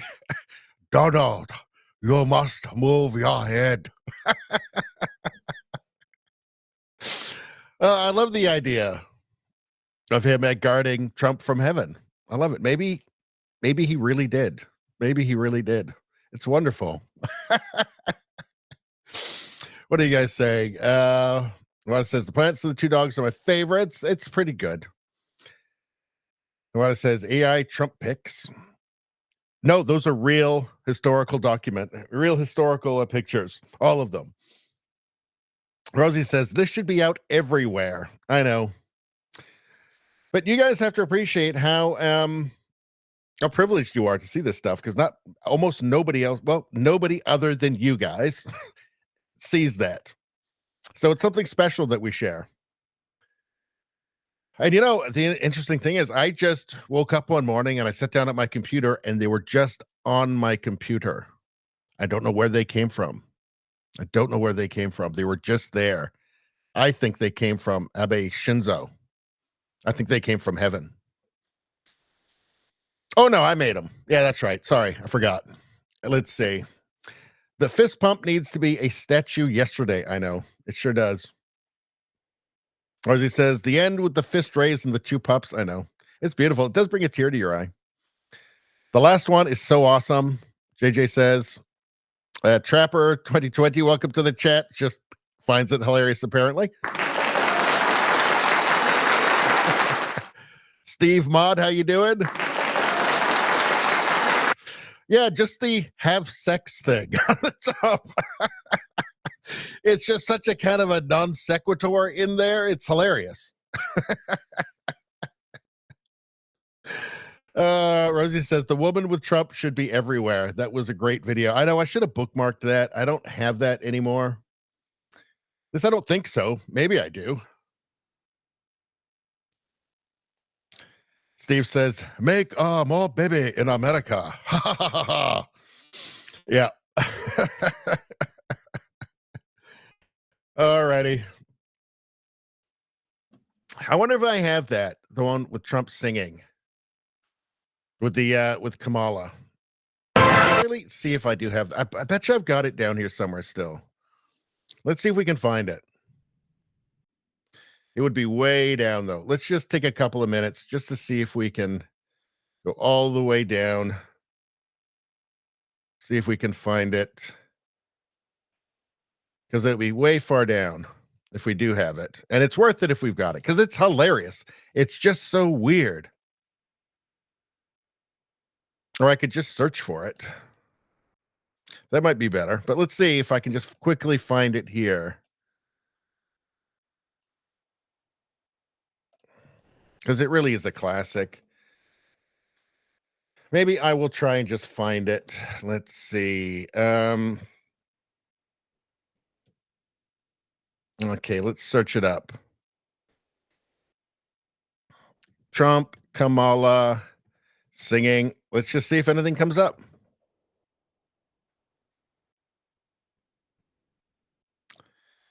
Let's see. We won't spend too much time searching, but if we can find it, it's worth it because it's just a classic.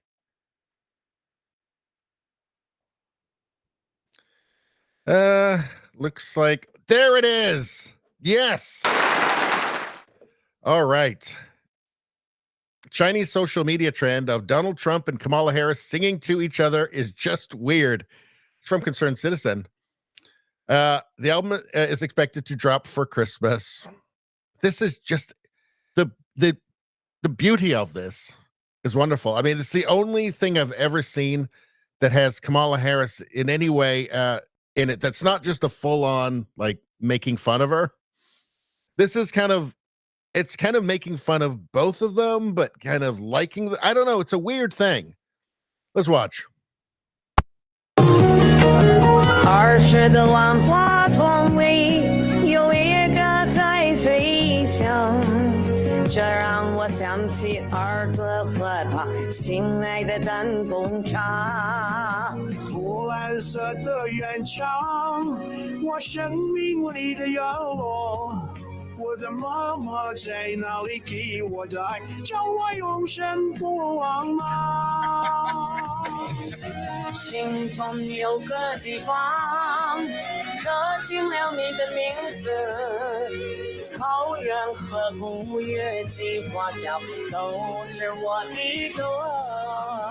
儿时离开你，正芳花开时，如今往事远了婆婆，我却忘不了苹果香。如今往事远了模糊，我却忘不了苹果香。抖音. That is just some sort of beautiful alchemy. Like, I don't think you could even, like, it must have happened by accident or something, right? Or maybe it was intended to be, like, you couldn't do something this hilarious, this perfect, this weird on purpose. It has to be some sort of an accident. I don't know. I would say this is maybe one of the best things I've ever seen in my life. It's almost as good as when Trump won Pennsylvania.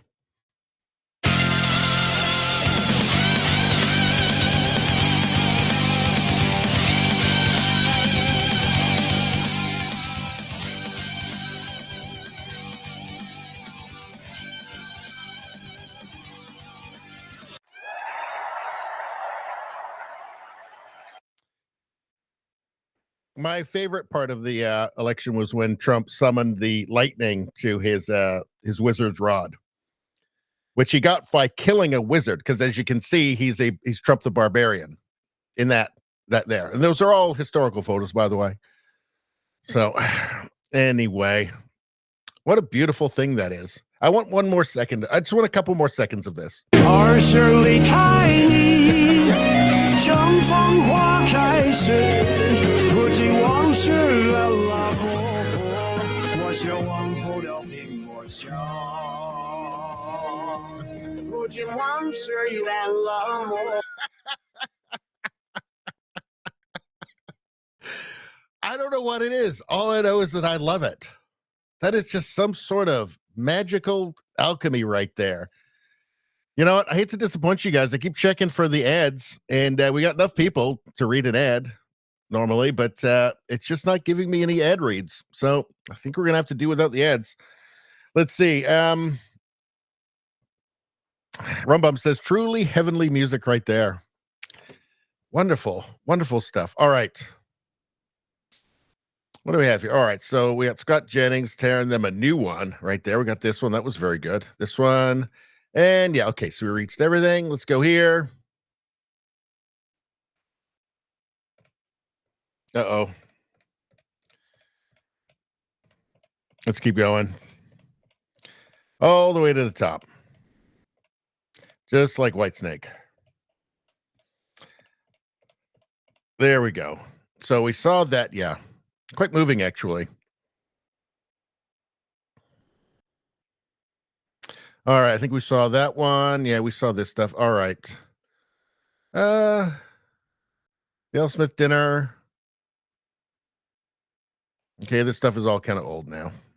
All right, let's just go here. First, actually, I need just a quick palette cleanser. So I think a bit of sanding. There we go. And just a tiny bit of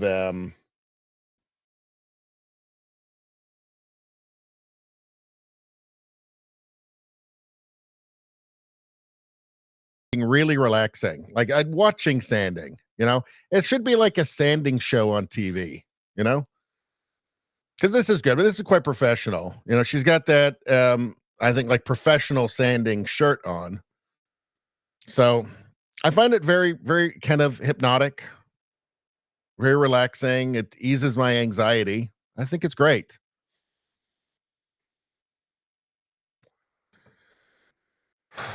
But, you know, I also like sports, and I find that quite relaxing as well.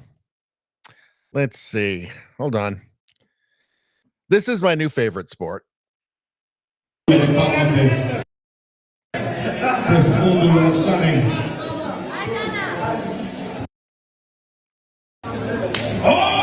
Raiva de sus jos. Ja sperga neto mare damage. La se pare che la fost mare damage. Ja to spune Roxana. Ja spune se pese mare damage. Pe futuro Alexandre. Ula.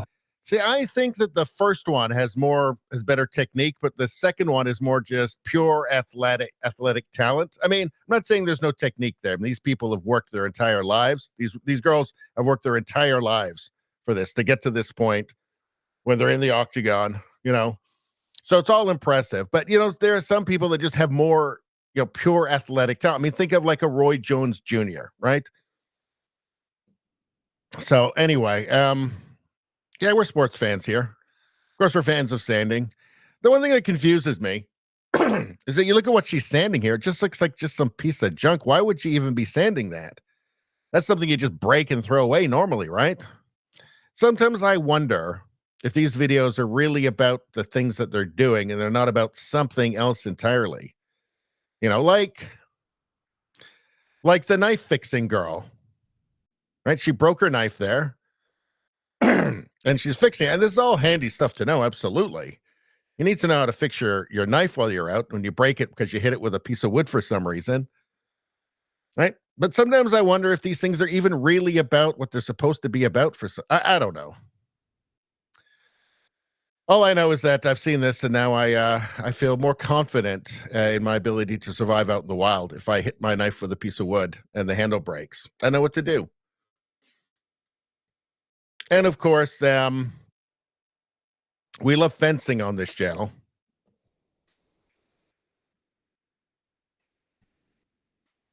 She really knows her way around a fence. It's fantastic.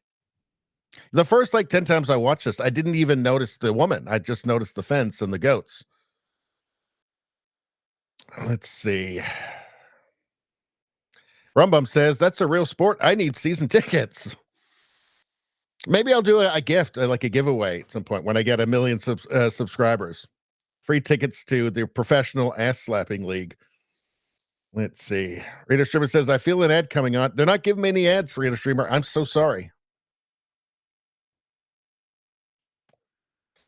Let's see. Rumbum says, don't look into it, radio. Just enjoy the clearly educational videos. Yeah. And of course, we're fans of the cooking shows as well. Let's see. Let's see.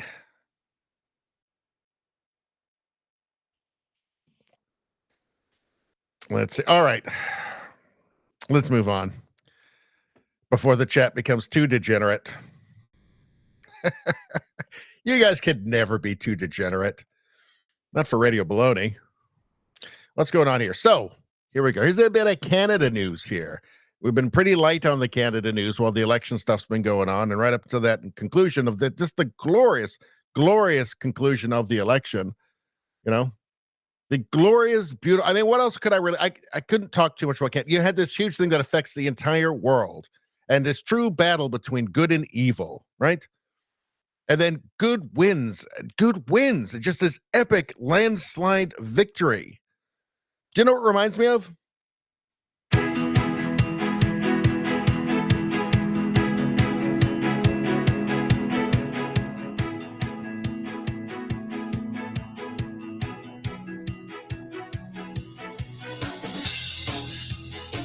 Does Kamala have a laser, a dinosaur, and is Kamala's best friend an eagle? I don't think so.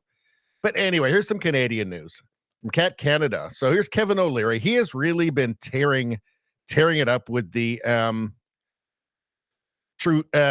Trudeau criticism. We call him Trugina on this channel. And any Trugina in the chat, anybody who puts a Trugina in the chat always gets an applause.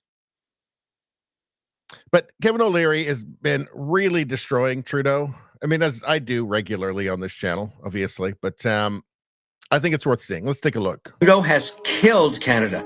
Trudeau has killed Canada. The damage, the abuse, the mismanagement, the incompetency. So let me just ask you this. When was the last time you felt proud to be Canadian? 9 years ago. I'm so pissed. I have a Canadian passport, the most coveted passport on earth. What did he do to us? I don't even know why they're pissed at us. I have to use my Irish passport to go to a wedding, and I'm so pissed. I don't care. I don't care if they put a goat in running Canada. It's better than what we got right now. I'm happy to put a goat in Parliament, and we just listen to that goat nay, yes or no. It's better than what we have right now. Trudeau has killed Canada. The amount of capital that has left Canada in the last 8. I mean, you guys in the States really dodged a bullet with Kamala, because Kamala and Trudeau are the same thing. As Kamala and Trudeau and Keir Starmer in the UK are the same thing. Trudeau is basically the lesbian Kamala Harris. Really dodged a bullet, because everything he's saying here is 100% accurate. I mean, you had 4 years of Biden Harris. That was bad enough. Canada, 9 years of Trudeau, 9 years of the lesbian Kamala Harris and Justin Trudeau. And if you want to know how much damage can be done in 9 years, the maximal amount of damage that can be done by a politician in 9 years, look to Canada. Canada is now a cautionary tale for the world. I mean, if we're providing any service, if there's any usefulness in what Trudeau has done, any value in what Trudeau has done, it has been to warn the rest of the world to not be like Canada, to not vote in the lesbian Kamala Harris, to not vote in a part-time drama teacher, snowboard instructor, just because he's got a famous last name, because hair and teeth. Don't do it. Don't do it. Terrible idea. Canada is now a cautionary tale to the world. That's the only value that Trudeau has brought, to warn others. To warn others. For us, we have generational problems now. Generational problems. Every second that Trudeau's in power, it gets worse and worse and worse. Anyway, let's continue. 8.5 years, the GDP per capita, the collapse of investment in Canada, it's all on him. He owns it. That guy has damaged our country in such a brutal fashion, it's going to take decades to fix it. It's so important that he get out of there. Please leave us alone. Please leave. Please. His own party is on their knees begging him to leave. He's got to go. We have to fix the country. Please, enough. Please, enough. You can do something else. He's still got his passport. He can stay in Canada if he wants. I don't know what he's going to do. I don't care. He's just got to step aside. The damage, the abuse, the mismanagement, the incompetency. I'm so ashamed of what he's done to us. I went with my wife to a wedding in Cairo just months ago. They wouldn't let us in with our Canadian passports. Wow, that's... I mean, Trudeau, what did you do to us? What did you do to us? The same thing in India, the same thing in China. Like, what did you do? You own this problem. You own it. It's you. It's you. You own it. You own it. I'm so pissed. I have a Canadian passport, the most coveted passport on earth. What did he do to us?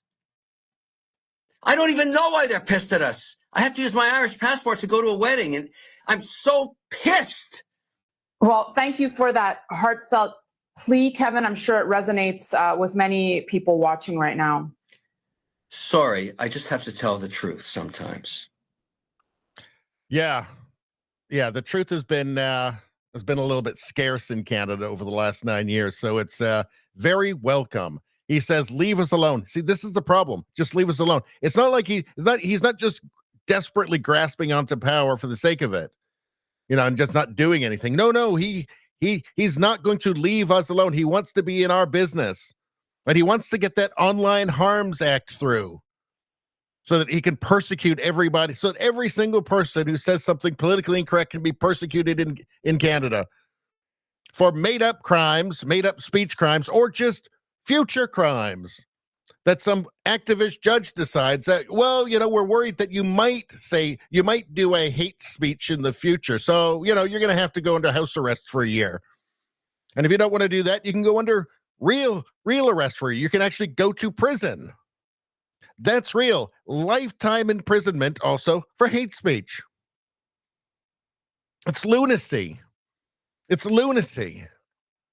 With the Online Harms Act, the Online Harms Bill, right?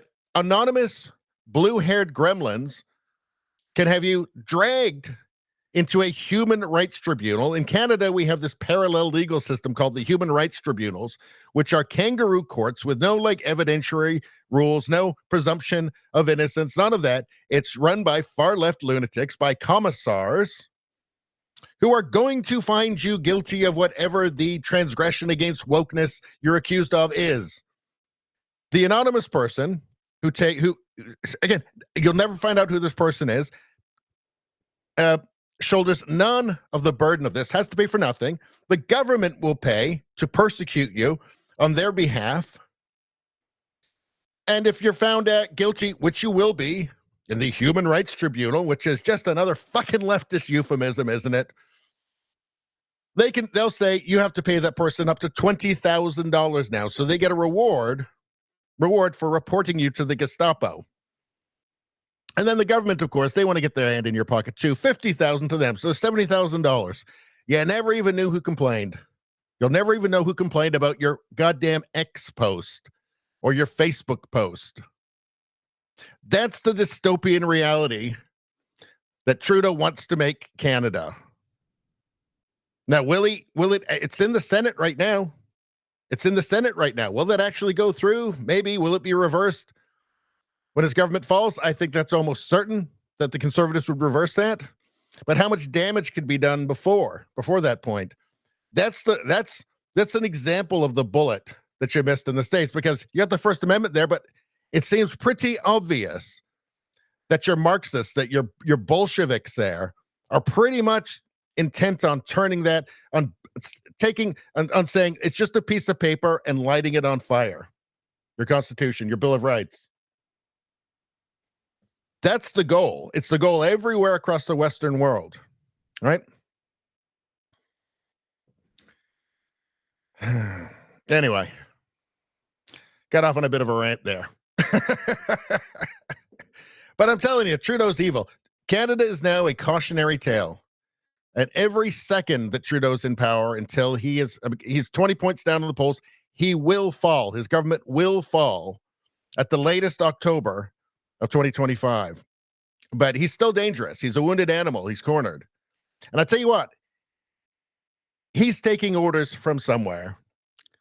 He's taking orders. He's not working for Canadians. He's working for somebody else. If he really gave a shit about Canada, right, he would have realized long ago. He would have said, you know what, this is hurting people. People are saying that you're hurting us. Nobody likes us now. We're 20 points down. We're going to have a historic loss in the next election. Maybe the people are right. Maybe I'm wrong. Somebody who genuinely had any decent, good intentions whatsoever would do that. Trudeau doesn't. He doubles down over and over and over and over and over again. He's not working for Canadians. He's working for somebody. He's working for somebody. Maybe he meets up with them, the people he's working for in Davos every year. Anyway, I'm so happy for the United States to get Trump, because it's a revival of the spirit of Western civilization. It's not just about the United States. It's about the Western world in general. In fact, the whole world in general. You know, the principles that everybody used to agree were the best ever in history, right? Having the most prosperous, freest, fairest societies in all of history, and it's not even damn close. So it's a white pill for every sane person, not only in the United States, but across the Western world and the world in general. It's something for everybody to aspire to. It's like, that beautiful future is not dead yet. We can still have it. We can still have it. The machine isn't that powerful yet. The machine can fool some of the people some of the time. It can't fool enough of the people enough of the time, at least not yet. This is a clarion call to sane people everywhere. It's truly inspiring. There are people all over the world who were overcome with relief and joy to see the defeat of the machine and the will of the people in the United States victorious. And I was one of those people. Because really, I mean, this is global now, right? This is global. It's not a coincidence that all the same shit, the immigration, the censorship, the authoritarianism, the leftism, it's not a coincidence that it's all happening in Western countries all at the same time across Western civilization, including the United States. It's not a coincidence what's been happening. It's obviously coordinated. It's obviously a coordinated effort. It's a plan. I'm not buying that this is all just some big coincidence that it's no. This is all happening at once. We're all in it together. JJ Nevada says True China is just a piece of shit commie. I can't help but agree to that.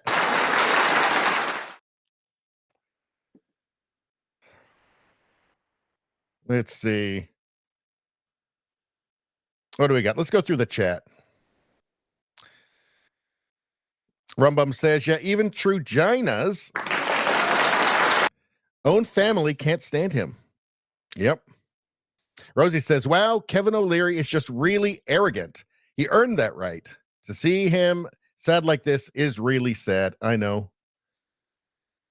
Yeah, it is. But he's become actually a pretty powerful voice.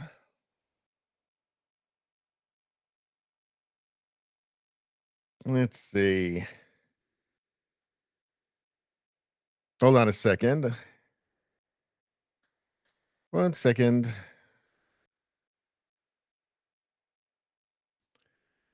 Rosie says, I love the Elon and Trump AI dance. It's so fun. I think I got that in here somewhere. Let's see. All right. I'm going to skip ahead a little bit with the chats here.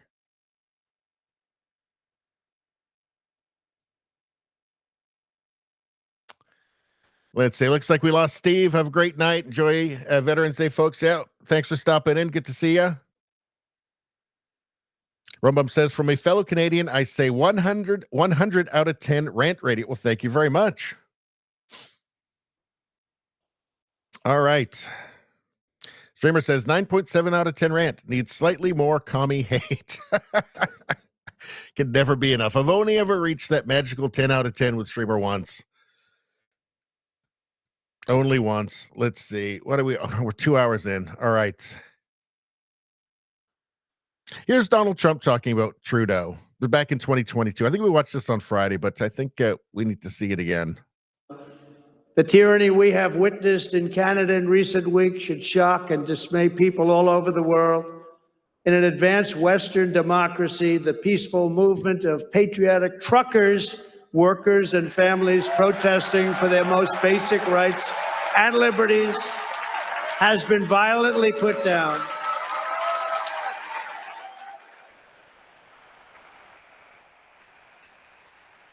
Their assets and life savings have been frozen. They have been slandered as Nazis, racists, and terrorists. These are the names they've been called. They've been arrested and charged with phony crimes.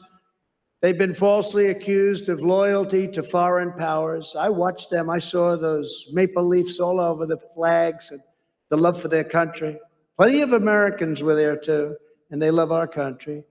They're being hunted down like enemies of their own government and treated worse than drug dealers and murderers or rapists. A line has been crossed. You're either with the peaceful truckers or you are with the left-wing fascists. And that's what's been happening. And it's been a strong line. We stand with the truckers and we stand with the Canadian people in their noble quest to reclaim their freedom.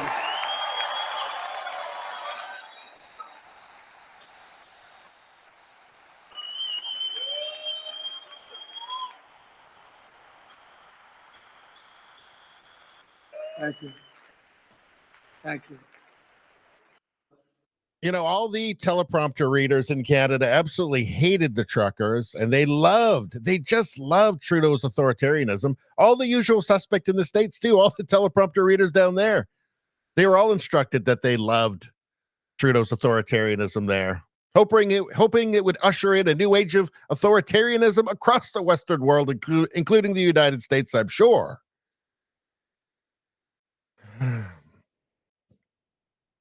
Anyway, that's good to know. When I say that Canada has become a cautionary tale, this is what I'm talking about. All right, here's Canada's Trudeau government shooting themselves in the foot by alienating their largest ally and trading partner. This is from Alex Zoltan.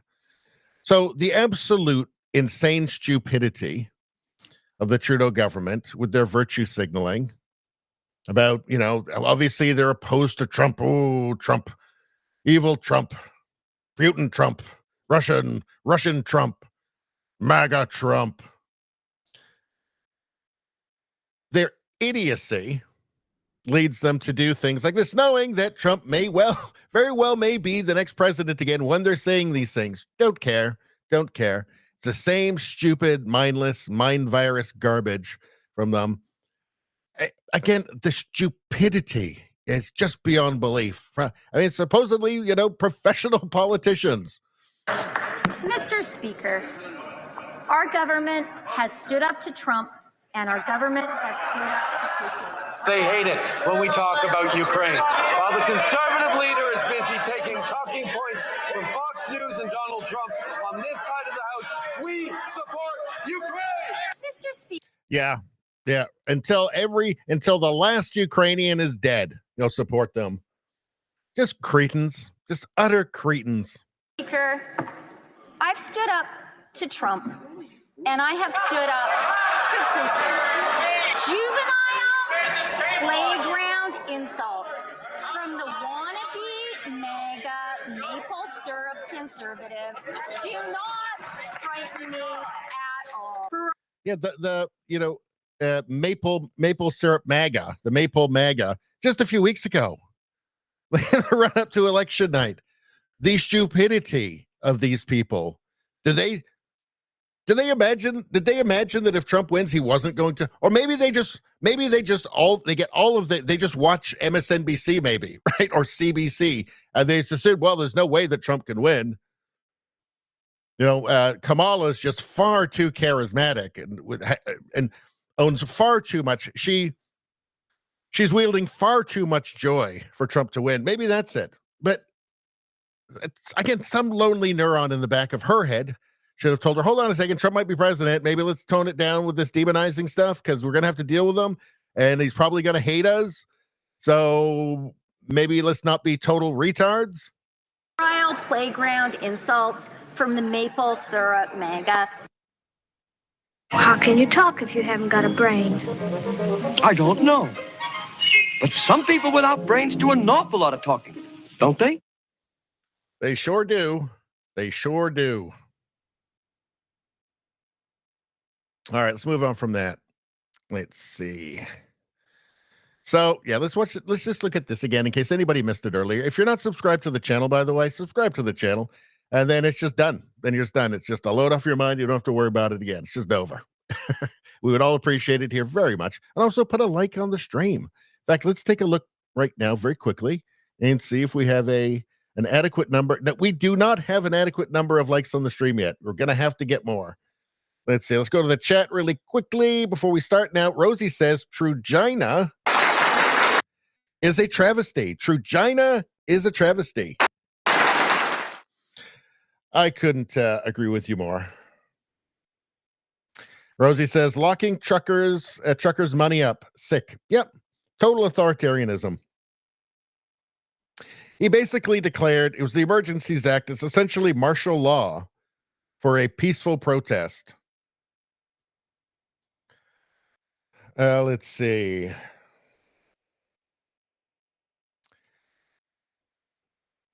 Let's see. Digital says twitchy. Yes, she is twitchy. Oh, where did she go? She is twitchy. Christian Freeland. Very twitchy.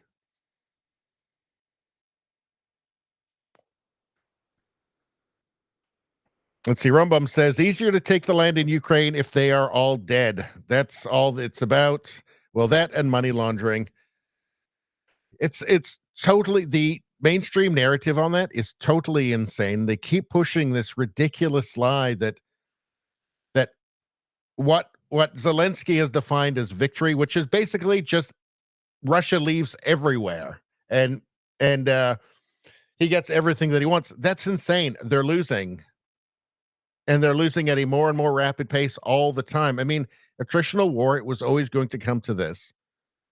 Always. If the other guy has got way more people than you, and they've got way more material, way more artillery, tanks, play everything, glide bombs, drones, eventually they're going to win. You're just going to run out of people. And it doesn't matter how many weapons that the West gives you, even if the West could, which they can't right now, give them enough weapons. Even if they could, there's not enough people to use them. Not enough capable people of using them. I believe the average age of a frontline soldier in Ukraine, in the Ukrainian army now, is 45. Negotiated settlement seems to be the sane thing. Radio Streamer says they always have that smug ass narcissistic look. Yep, every single time. They are just absolute smug morons.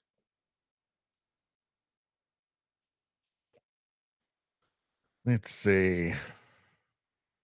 Rosie says, "Oh my goodness, I am rolling. My screen cut off the top photo of the media. Just the woman showed." Let's see.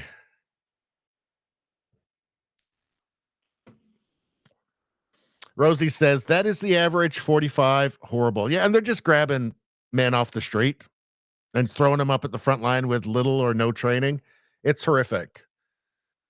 That's what Trudeau is so dedicated to. He's so passionate about that. From the rabbit hole, historical guilt is dumb. Your ancestors weren't villains.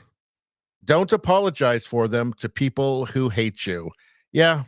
It's not a winning game. The whole woke, critical this, critical that thing world is, there's no winning, right? That's the thing. Like, you can't win. There's no way to make it all better or to atone for your imaginary sins.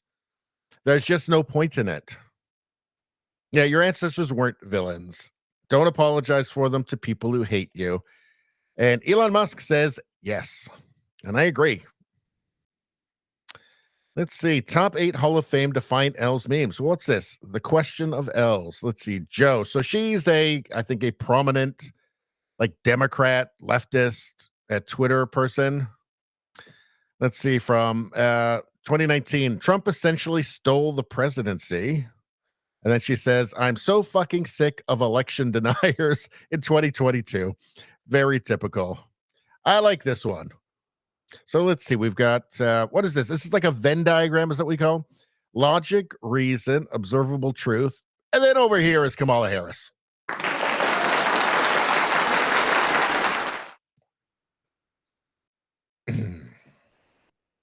What else we got? Let's see. From Sadie, very proud of the woman who works at Panera Bread. She did a fantastic job putting this guy in his place. He lost his mind all because he saw another customer wearing a MAGA hat. Bravo to her. So let's see this. These people's time is over, I think. Come after us. No, fuck you, and you don't get your cheap ass. Hey, this is a family environment. Please I am leaving. Leave right now. This is a family environment. We're not doing that here. We represent Panera Bread and the brand. I don't care who you voted for, who you love, who you worship. Get out. I'm not going to have my rights taken away. Nobody's questioning anybody's right.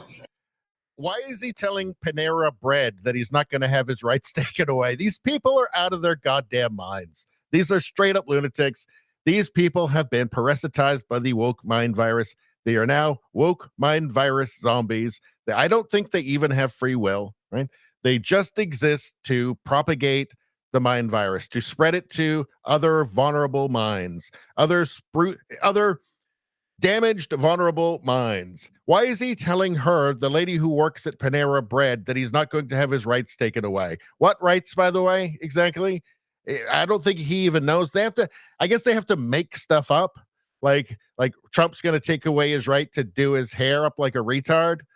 Trump's going to take away his right to do his hair like Pippi Longstocking. They have to just make stuff up. I won't be able to buy shoes anymore. They're going to make cheese illegal. Thank you. Please leave these other guests alone. We're not interacting. Yeah, she should just say, sorry, buddy, your time is up, right? We don't have to listen to you anymore. Rant and rant. You can rant and rant. Nothing's going to happen to you. There was 4 years of Trump already. Nothing happened to you. He didn't take away your rights then. He's not going to. You don't even know what rights he's going to take away unless it's just something you've made up. Sorry, you just go home and just rant to your wall or rant to TikTok. Not interested. Panera Bread is not interested, apparently.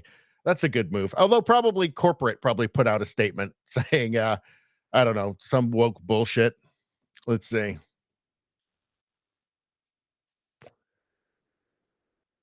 Rosie says, Panera woman, who cares what she looks like? Keep her in the gene pool. Character and strength, I would vote for her too. Let's take a look at the Panera again. No, fuck you when you don't get your cheap ass. Hey, this is a family environment. Please. I like the Panera woman. In fact, you know what? She gets one of these.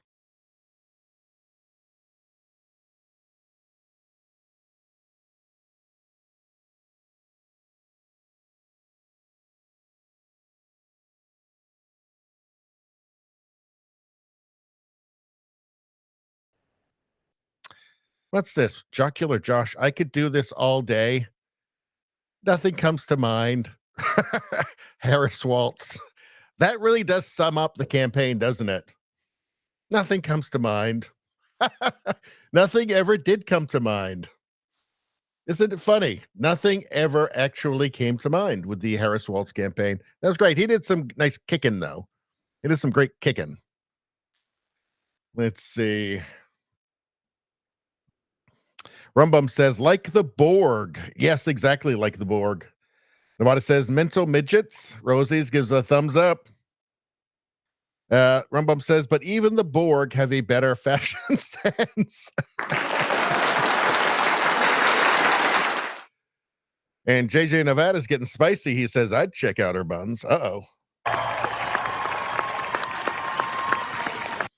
All right.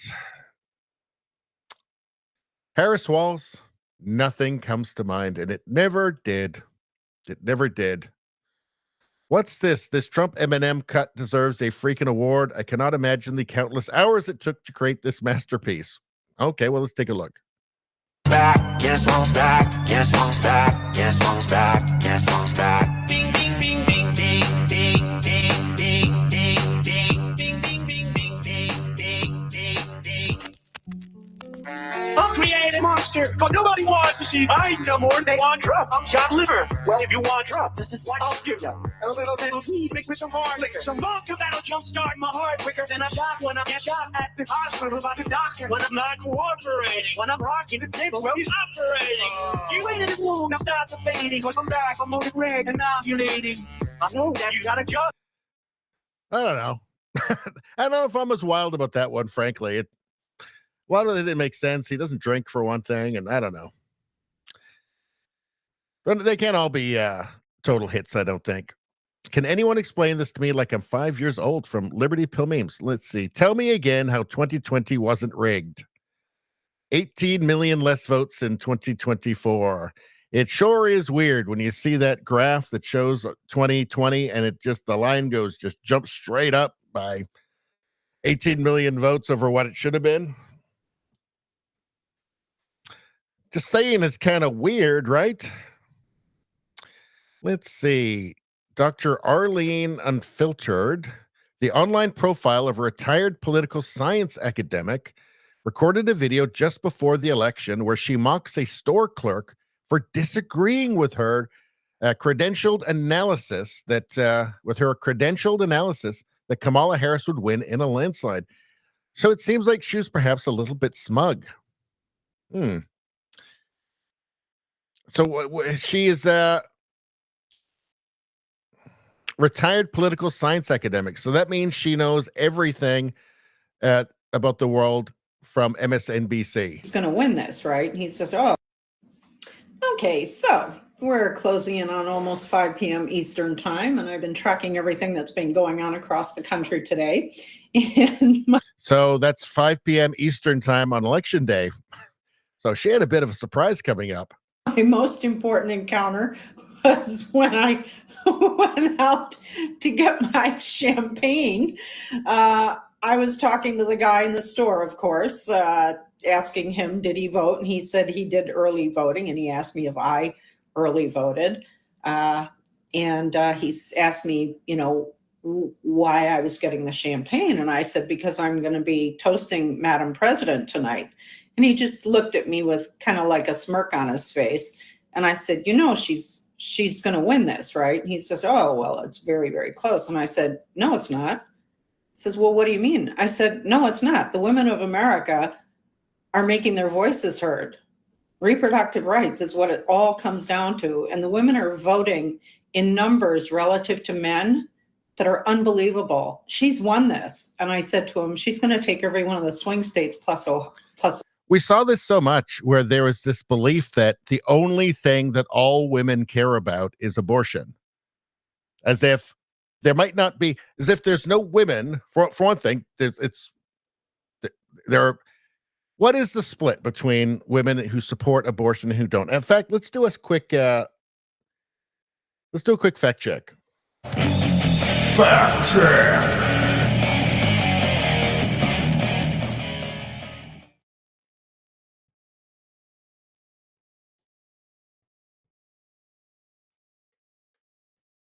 Hold on a sec, you guys. I'll be right there.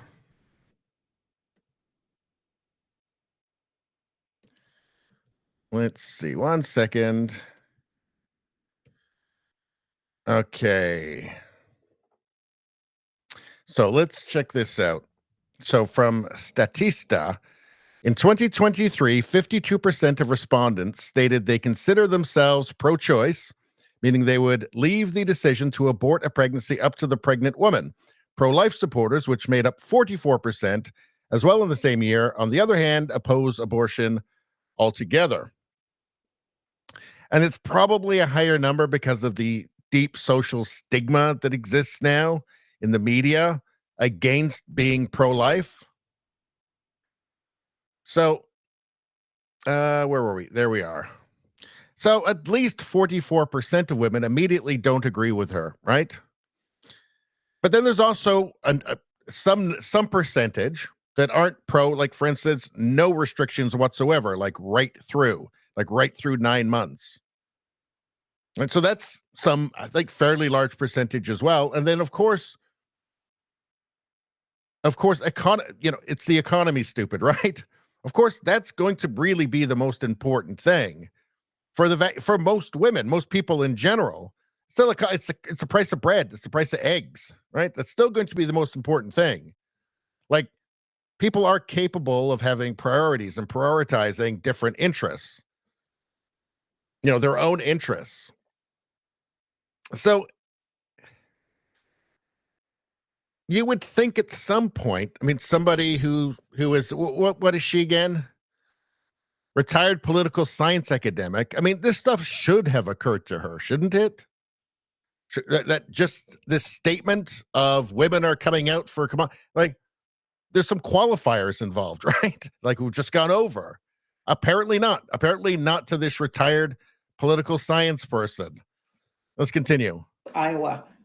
And he said, oh, but the numbers are so close. I said, I'm a political analyst. I'm telling you right now, the numbers are plus Iowa.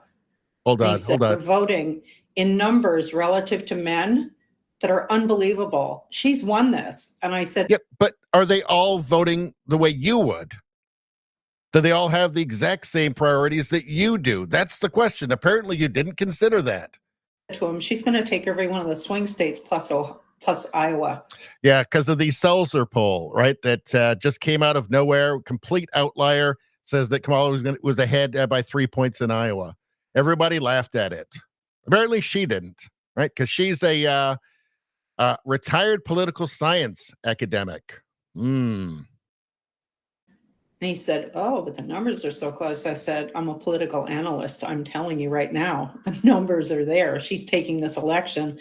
And then I said to him, you realize, and he didn't tell me who he voted for, but of course I knew. And I said, you do realize you wasted your vote, right? I didn't care. I walked out with my bottle of champagne and happily walked home. Bye-bye. I'm guessing there's no post-election video. Hey, guess what? Now we get to laugh at you.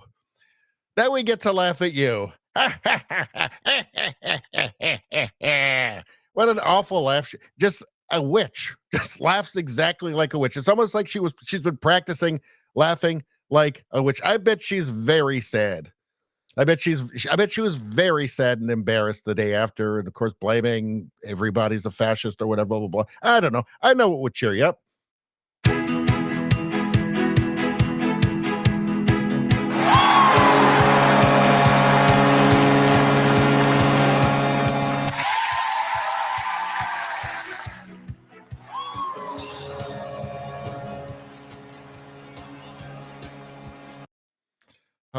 So good.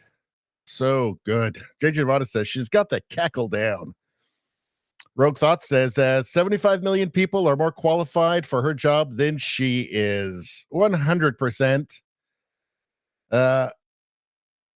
Rumbum says there is a post vid from that bint. I wonder if somebody's posted it underneath. Let's take a look. Let's see. This account doesn't exist. These posts are protected, and then this account does. So she actually deleted her account, so we can't see it apparently. Let's see. She's a PhD. Wow. It shows you that the credentials mean nothing now. And I'm not sure that, at least in a lot of disciplines, that they've meant much for decades. Because the leftist, the Marxist rot set in a long time ago. So she could easily have just gone through, and obviously has just gone through her entire career just being wrong, just being a totally ideological and resistant to reality and blind to reality, probably the entire time. I know, like, psychology departments are full of just delusional fantasies. I mean, look, if they're accepting of, if psychology departments think that don't know what a woman is, right? Or think that a 5-year-old is born in the wrong body because they said so. It shows you that they're no longer fit for purpose. They have no value anymore. This is one of those people, right? So smug, so arrogant, so smug and so arrogant and so certain. Let's see. I was able to obtain CCTV footage from the ABC store where this incident took place.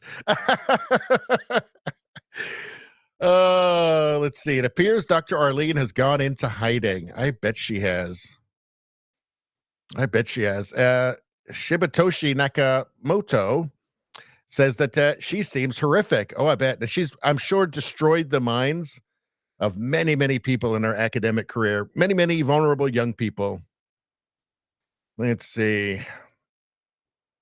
All right. The smugness and the arrogance based on nothing, just based on her own, ideological blindness. Like, you guys weren't surprised with the outcome because I took you through the polling. I showed you guys, and you guys, a lot of you probably had already looked it up yourselves, but I showed you the errors in the polling in 2016 and 2020 had been biased, 3.5 points nationally, 4.5 points. 3.6 in 2016, I believe it was, about 4.5 in 2020, biased towards the Democrats, right? It was more so in the swing states, way more in some of the swing states. And I showed you the polling, and I said, well, if this holds, Kamala needs at least 3 points to win.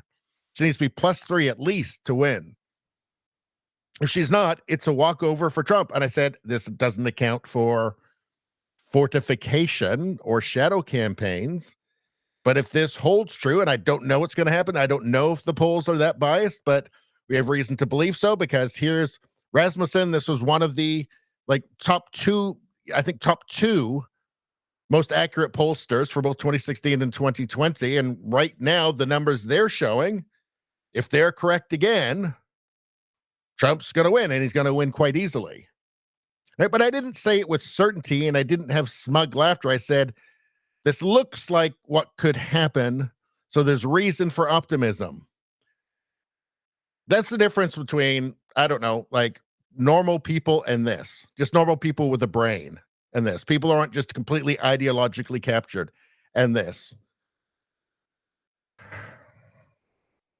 Let's see. Nevada, I was worried about the cheating. He says, yeah, we all were, right? And I always said, when I showed the polls, I said, none of this accounts, you know, and then looking at the errors in 2016, 2020, if it held, it would be a walkover for Trump, but we didn't know about the cheating. We didn't know about the fortification, about the shadow campaign, right? We weren't certain that the errors were still going to be there. The bias was still going to be there, although I think we had good reason to believe it would be. But we didn't speak with certainty like this idiot. Maybe it's because I'm not a PhD, right? It must be.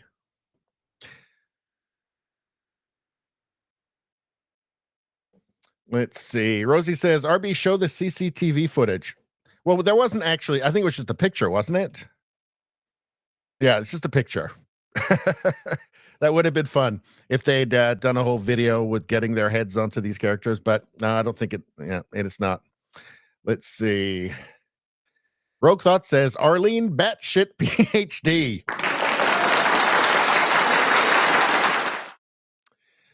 Let's see. Rosie likes the eagle. I know. The eagle is Trump's best friend. I don't know if you knew that. Rosie says, yeah, bye-bye. Let's hear that one more time. Let's hear that one more time from her. We can all do it together in unison. Bye-bye. Yeah, bye-bye. Bye-bye. Before we go, I just want to ask Arlene, do you remember when Trump won Pennsylvania?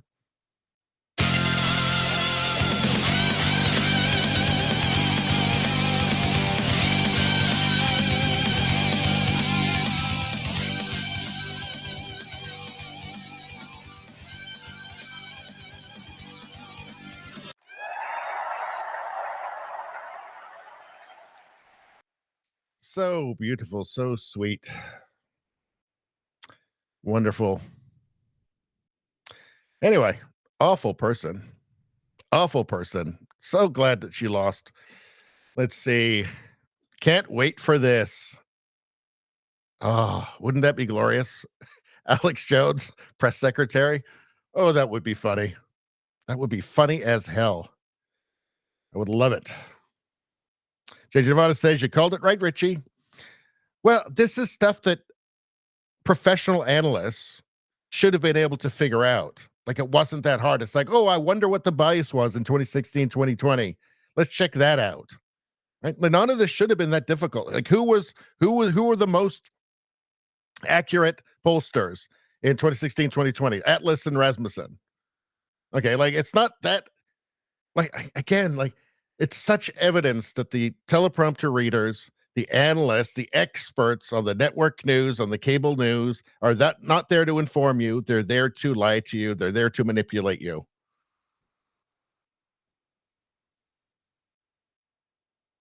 Rogue Thoughts says, rule 1 for political analyst, it's the economy, stupid. Yeah, exactly.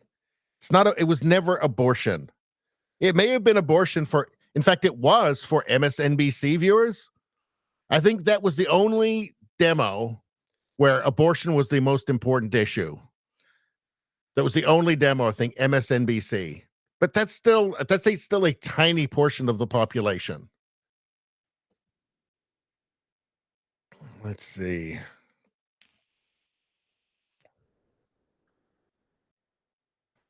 Rogue Thought says, I got my 83-year-old father to vote for the first time in his life. Trump, baby. Watch how the cockroaches scurry for comfort now. They sure do. Although, you got to remember, they're planning in the background. They're planning to fight him. They're not going to give up without a fight. They're people who are used to wielding power behind the scenes, who are about to see their whole world ripped apart. And they're going to fight. They're going to fight it. Trump's not out of the woods yet.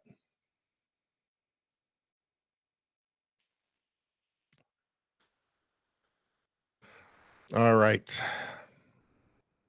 Let's see. Rumble wants me to check something out. All right, hold on a second. Let me just pull it up. Give me a second. All right. I'll put this up.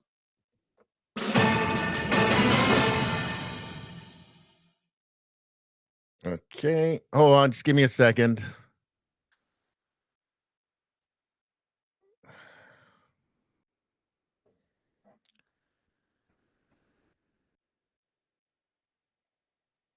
What's this?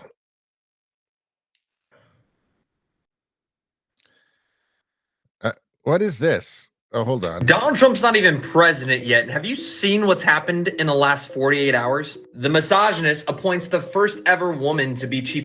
Okay, first off, who is this? I want to get this is liberal. Is this Liberal Hive Mind? Liberal Hive Mind. Okay, just so you guys know. Of staff. The Taliban announced they want peace with America and to be taken off the terrorist list. Putin came out and said that Western civilization is not an enemy. Mexico has started securing the border in, of course, response to tariff threats. Saudi Arabia is kicking out all of their Hamas leaders. New York is cleaning up their illegal migrant crisis. Xi Jinping came out and said he wants to peacefully coexist with China and said that they respect American people. The European Union chief finally came out and said, hey, America, can we start buying LNG from you so they stop buying from Russia? Yeah, we covered a lot of this on Friday night. There's going to be roadblocks like Ukraine, Russia is going to be a problem still because there's very little leverage now that like NATO has against Russia because they're winning, right? The attritional part of the war of attrition is really come into play now. So they're really holding all the cards. So, you know, I mean, I suppose that if they just got everything they wanted without any more, any more of their soldiers being killed or, any more money spent, they would definitely take that. But I mean, there is no leverage really that NATO has because they're rolling and they're going to keep rolling, right? They're recruiting 30,000, not conscripting soldiers, recruiting 30,000 soldiers a month. They've got, I think, about a 12-to-1 advantage in artillery. They got like a 12-to-1 advantage in pretty much everything at this point. Way more men, and they can replace their men. They have lots of reserves. The Ukraine has very little reserves now, and they're being rolled back every day, and it's accelerating. So again, there's little leverage. Ukraine's going to have to give up a lot. Putin, he may just be thinking, why would I have any deal? I'll just take everything. He may just be planning on going all the way up to the Dnieper and taking that entire eastern third of Ukraine. So, I mean, it's like there's still going to be difficulties, but yet the world is healing. The world is beginning to heal, right? Like Hamas is saying that they want peace. They want a ceasefire. They want to end the war right now, but they got to give back the hostages. That's going to happen until they give back the hostages at the least, right? So there's still, serious challenges, but the world is beginning to heal. It's going in the right direction already, which is a very good thing. And the next best thing that could happen would be Alex Jones as press secretary, which I would love. I would love it just because it would be so insane and fun. Let's see.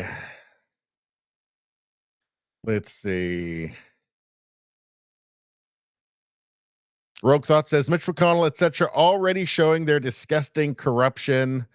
Yeah, I've seen a little bit about that. I'm waiting to see a bit more. Let's see. Rogue Thought says this is awesome.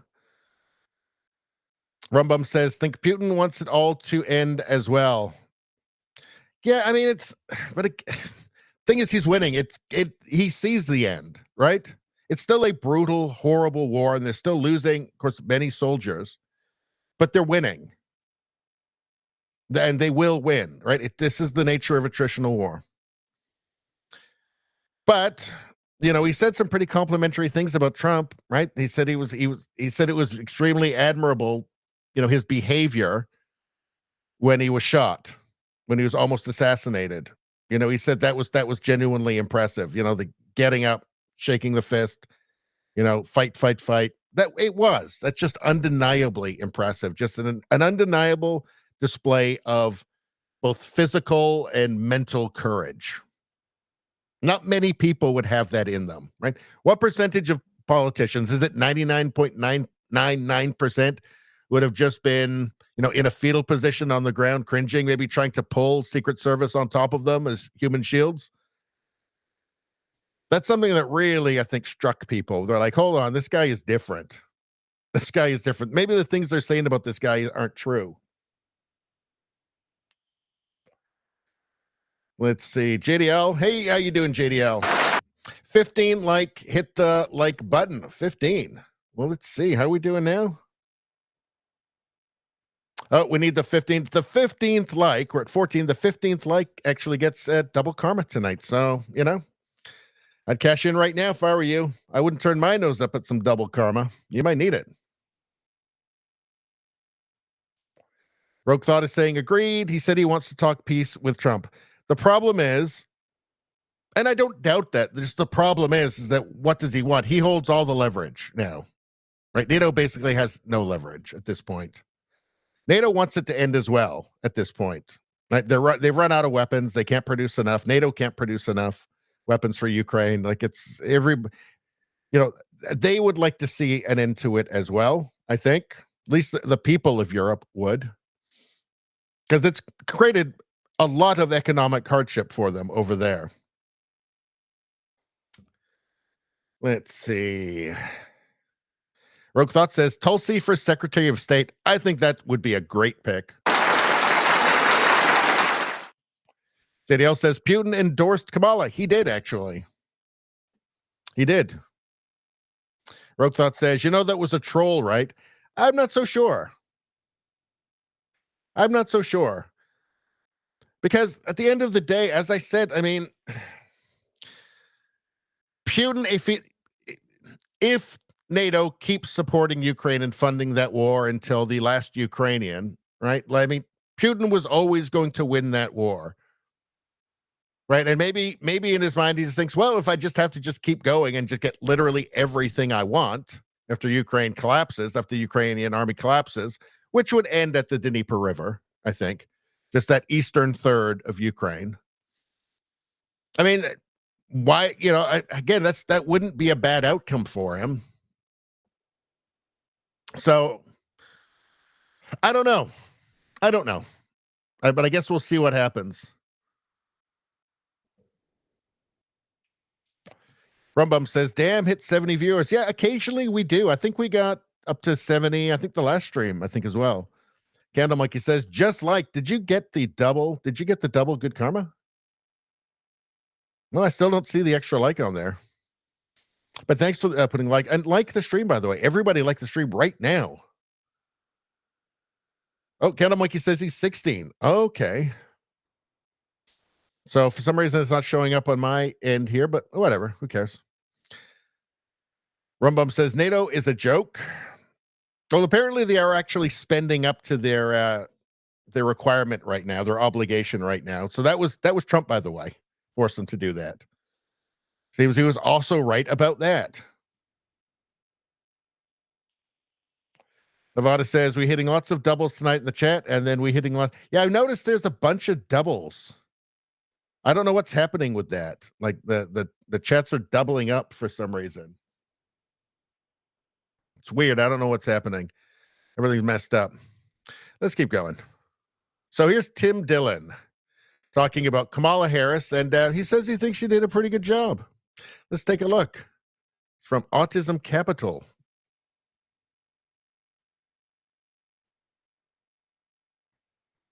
He can be pretty funny at times, Tim Dillon. Let's check this one out. Kamala's in, and, she was like the least popular candidate ever. And she tried her best. By the way, I think Kamala Harris did a pretty good job. She did a pretty good job. Really, truly, for somebody who doesn't have core beliefs or any policies or any opinions, she did a good job running for president. She ran for president. You got to think about this because I'm kind of impressed by it. She ran for president with no policies, no core beliefs, and no real opinions outside of don't let them steal your joy, which is something a menopausal aunt says after she is drunk in the bag and her husband leaves her. That is something this is not a political statement. Don't let them steal your joy. That is something that a divorced woman says at a book club. It is not a statement of politics at all. But I thought she did a pretty good. Kamala's in and yeah. I mean, still, you look back and you think they didn't have any policy up on their own campaign website for 2 months. For 2 months, we used to check every live stream. We'd go to our campaign website and check, any policy up yet? Nope. They want you to give money, but no policy. So I guess you just have to go with the joy that you're being told about on CNN and MSNBC. Maybe they should have gone with Kamala got her groove back or something, or get your groove back, or what was it? Love, drink, eat, or something. Box of wine, eat, joy or something. I don't know, but it didn't work. And again, it wasn't even political, right? They never planned. They didn't think they needed politics or policies or any of that. They thought the machine was so powerful they could just take the old puppet out, replace it with the new puppet, right? And just say, oh, she's Joy or something, or she's Brat or something. And, oh, yeah, she's going to bring down price of groceries somehow. She doesn't know how, but definitely do it, though, because a woman, and she grew up in a middle-class family, and identitarianism and stuff, and Marxism and equity. Yeah, don't worry about it. Yeah, joy. It was the whole thing. It amazes me they couldn't see how that might not be able to fool enough people enough of the time. It's weird, right? So strange. Let's see. Rosie says, maybe now that Trump is crushing censorship, the chat is doubling to make up for the lost time of shadow banning, etc. with the doubles. Well, there was never any shadow banning on that Rumble. All right. Reader Streamer says, I feel an ad coming on. Oh, Rumbum's out of here. Good night, Rumbum. Good to see you. Thanks for showing up.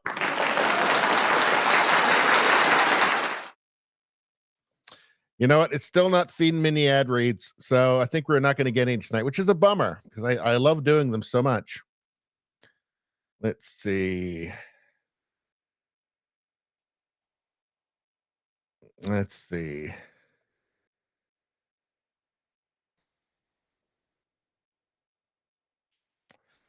Rogue Thought says, it wasn't her doing the job. The MSM polished that turd and said it smelled like a rose. Yeah. And that one doubled up as well. These are all doubling up. And are they tripling up? They're like quadrupling up now. Holy jeez. That's crazy. I don't know what's going on. Anyway, let's move on. I'm going to try and bring this stream to an end. We're 2 hours and 43 minutes already.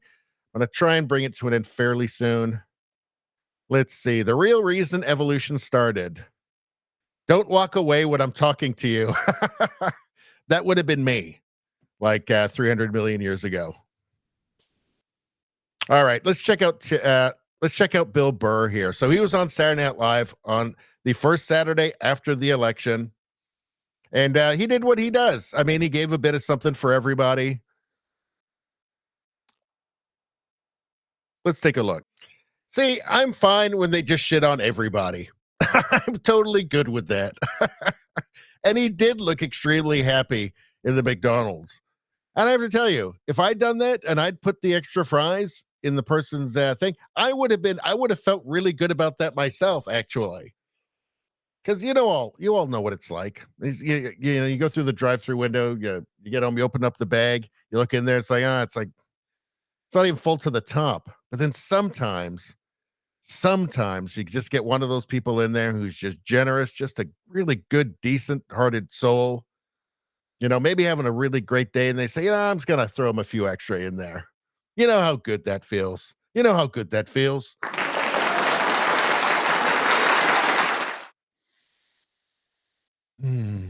Let's see. So looks like the chat is now getting quadrupled. At least some of them. Let's see. JDL says they forgot the cemetery vote. They did. Let's see. Rogue Thought says he looked natural. Kamala is the ultimate processed meal. I know, exactly. I mean, the thing is, Trump is great at the retail campaigning. All right. He's a total natural for it, for that retail stuff. Let's see. Hate capitalism. America's racist. Book a one-way flight today. Cuba, Venezuela, China. You can leave. They never do.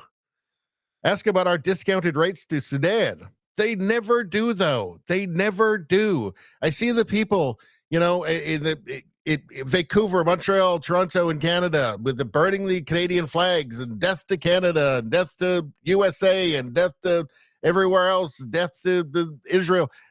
They never leave. Just leave. If you hate it that much, just leave. You can. Like Canada's one of those countries that doesn't force you to stay in it. They allow you to leave. It's not like Cuba, right? Like you can actually just go. That's one of the beautiful freedoms you have, right? At least for now. I mean, maybe somehow Trudeau manages to win the next election, well, then maybe after that you won't be allowed to leave. But right now you can still leave. You can still leave the United States, right? Just leave. Just go. There's all these wonderful places. Look, China, Venezuela, Cuba, North Korea. Just leave. Just go there. Go to those places. You'll be happier. Hate capitalism? America's racist? Just leave. You can leave. You can do it. Holy crap. Rosie says 10 out of 10 add to leave country. Nice emotional investment. Great rant. Well, thank you very much. JDL says migrant military service ahead. Yeah. A lot of fighting aged men. Well, that was the plan, I think, for Biden and then for Harris, for just the machine, right? The people really, the cabal really running things. I think that very well might have been part of the plan. Ship them all off to Ukraine. Just keep it going. Or somewhere else. I don't know.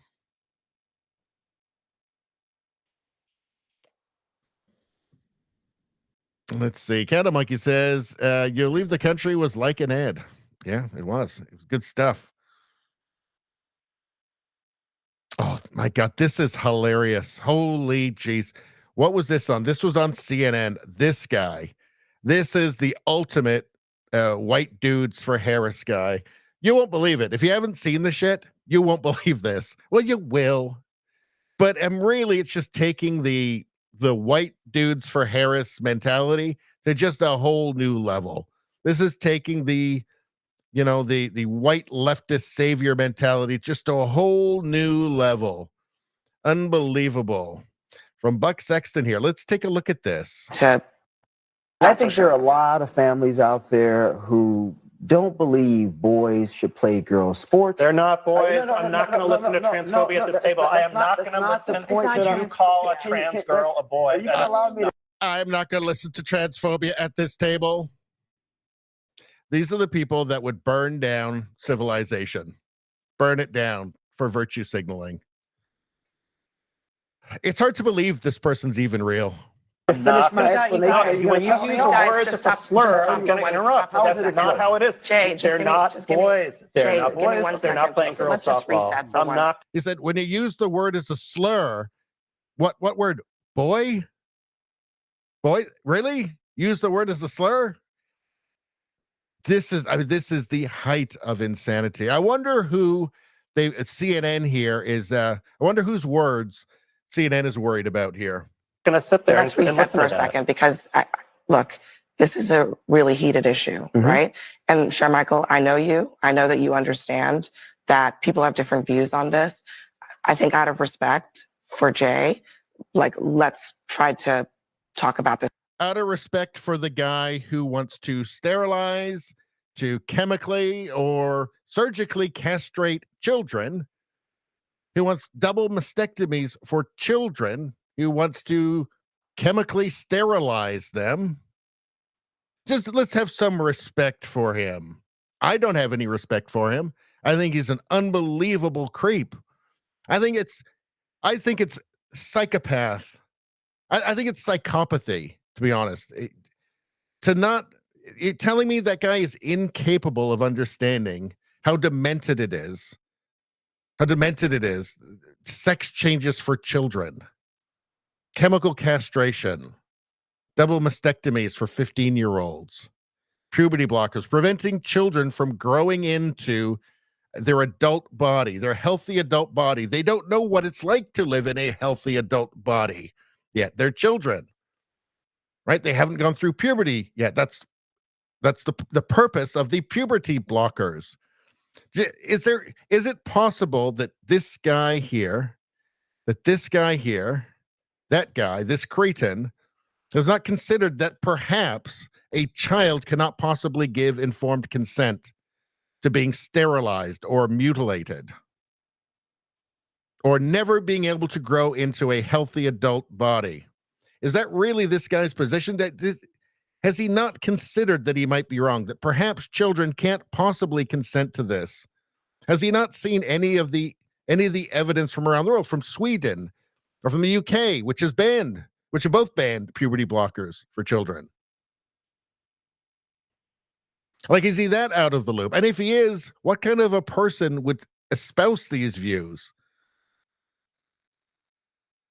Not even considering, I mean, just the obvious horrors, the obvious horrendous outcomes that you're looking at.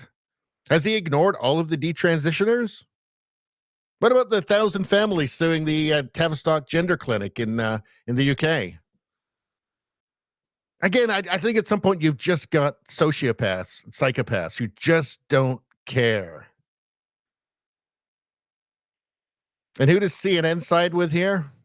Of course, the psychopath, because I guess most of them are just psychopaths. I think out of respect for Jay, like, let's try to talk about this in a way that is respectful. Okay, so let me rephrase this since I'm being targeted here. I don't. There- You're not. no, Just it's to be clear, okay. you are not being. But I targeted. am, but it's okay. I'm specifically It's okay. saying that I know that you are not intending to be transphobic. He should know that I'm not in it. He wants to sit I'm here not and calling you bloviate. transphobic. But I I'm want saying you you're to. using a phrase I want to that give you an opportunity. So the way regular people interpret it, that's not which is why regular those people. ads were That's not regular people. There's no consensus that these are actually boys. This whole thing about There is absolutely consensus that children are not born in the wrong bodies. I think it's pretty clear. Polling shows that there is. I think the election you just saw shows that there is. trans girls is. I mean, aside from the fact it's obviously utter and total bullshit. It's obviously totally ridiculous. It's obviously this ludicrous redefinition of the word gender. But anyway, let's continue. Is a canard. We're talking about a tiny, tiny sliver of the population. That may be the and we're case, using but that my point in to terms take of away its healthcare from effectiveness. thousands Just of people. hold on. Just get to your point. My point in terms of its effectiveness. Regular people with children look at these things and they say, you know what? This is a bit too far. I do not agree with this. I don't like this. I think Democrats are going way too much to the left on social issues. They're uncomfortable with it. A lot of people believe that. A lot of families believe that. You may disagree with that reality, but that's why Republicans kept running those ads over and over and over again, because they saw the metrics suggested And that they were lying working. in those ads over and over again, and using rhetoric like you just used, saying this is boys playing girls sports. First of all, we're talking about 5 people in the entire country. you would prefer? We're talking about trans girls being allowed to play with the people who are in their gender. And if you don't believe, you don't have to listen to me. Listen to the American Medical Association, the American Psychological Association. the American Medical This is not about the Guys, right? just one second. This is about trying. Just amazing, right? I tell you what, science has really taken a hit. These associations have really taken a hit, haven't they? Listen to the American Medical Association. Look into the WPATH files. If you're not subscribed to my channel, subscribe. Find my video on the WPATH files, the World Professional Association of Transgender Health. And you'll be extremely disturbed what you find in there when you see the leaked Zoom meetings and communications from them. The WPATH is the authority to which the other authorities appeal. Right? It basically, it's like it takes all responsibility away from the AMA or the Endocrine Society or any of them, right? They just say, well, no, this is the professionally recognized expert body on this. You will be so disturbed when you see these people in their Zoom meetings admitting they have no idea what they're doing, and that their patients obviously, clearly cannot give informed consent for what's being done to them, for the horrors that are being done to them.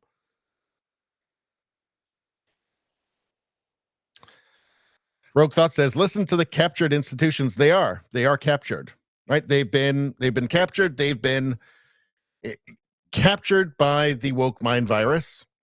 They've been infiltrated by the far leftists, by the cult. And and I think beyond that, it's just a lot of cowardice as well. It's an enormous amount of cowardice.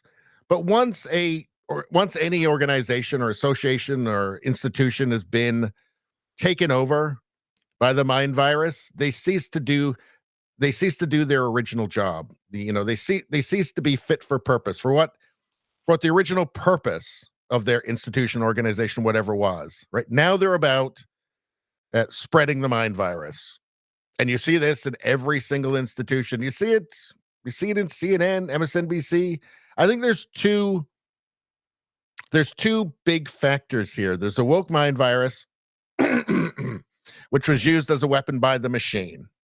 So that's the very powerful, like 3-letter organizations, and by the deep state institutional power and the globalists. The woke mind virus was seen as, I think, as a useful weapon, created useful idiots. But I think it's actually now started to actually infect the people that were using it. I think the tail is starting to wag the dog at this point. But you see people like this. Let's go back here. Let's watch again. A lot of families out there who don't believe boys should play girls' sports. They're not boys. I'm not going to listen to transphobia at this table. I am not going to. Obviously a virtue signal, an insane one, a lunatic one. Look at her. She was looking there. It's all very normal. This is all totally normal. It's all totally normal. It's transphobia. There's a man sitting right next to her saying it's transphobic to say that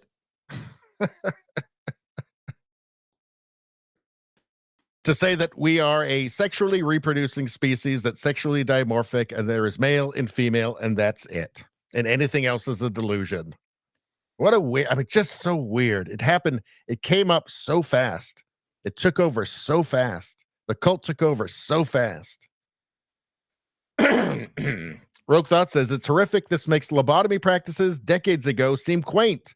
Innocent children being put through this butchery is just evil. Yes, absolutely. JDL says, institutions love the dollars. Yep. Nevada says, AMA has been horrible since its start. Yeah. JDL says, Mengele would be their hero. Yep. Why not? What's the difference? Medical experiments. Rogue Thought says, I have no respect for any of these soulless assholes. Yes, soulless. That's what I would say about this guy. Soulless. Soulless. Nevada says, fuck that godless commie.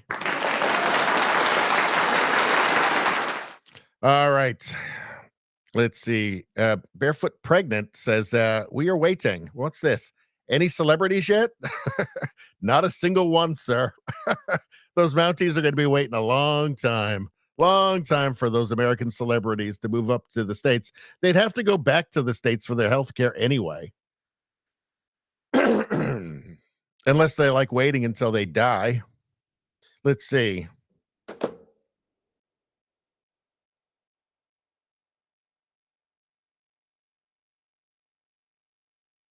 So here we have Joe Rogan. Why doesn't The View have any trans women on it? Well, that's interesting. Let's see what the answer is. Why doesn't The View have any trans women on it? Great point. It has a lot of women that look trans, but none of them. It has a lot of second and third takes. After a drink, you'd go, huh? But it doesn't have a ton of, yeah. Why doesn't The View have any trans women on it? Great point. It has a lot of women that look trans, but none of them. It has a lot of second and third takes. After a drink, you'd go, huh? But it doesn't have a ton of, yeah. Why doesn't? It's got a lot of second and third takes. I'm on a sex strike. That really, there's this. It's funny because it's true. What do you think? What do we got here? Oh, this is weird. This is kind of hilarious. Just when you thought it couldn't get worse, wait for it. Yeah, you got to wait right till the end here.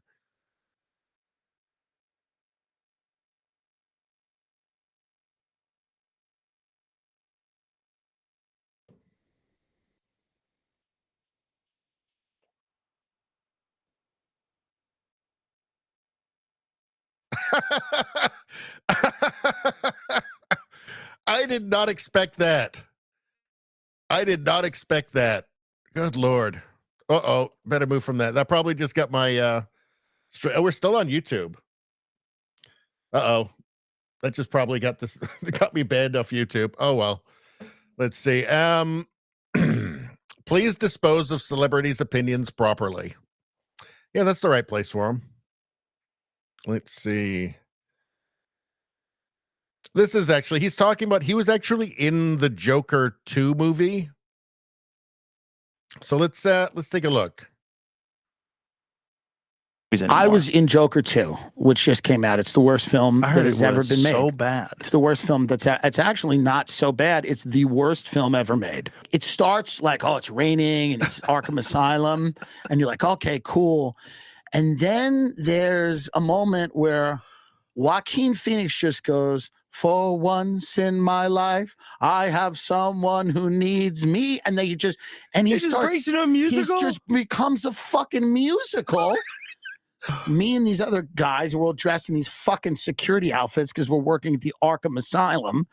And I would turn to one of them and we'd hear this crap and I'd go, what the fuck is this? And they go, this is going to bomb, man. I go, this is the worst thing I've ever, we would talk about it at lunch. We go, what is the plot? Is there a plot? They go, I don't know. I think he falls in love with her in the prison. Is it worth going to see because it's bad? It's not even hate watchable. That's how terrible it is. I've heard it's terrible. I've heard it's exactly as bad as he says. Let's see. Joe Biden, the day after Harris lost to, quote, an extremism that threatens the very foundation of our republic.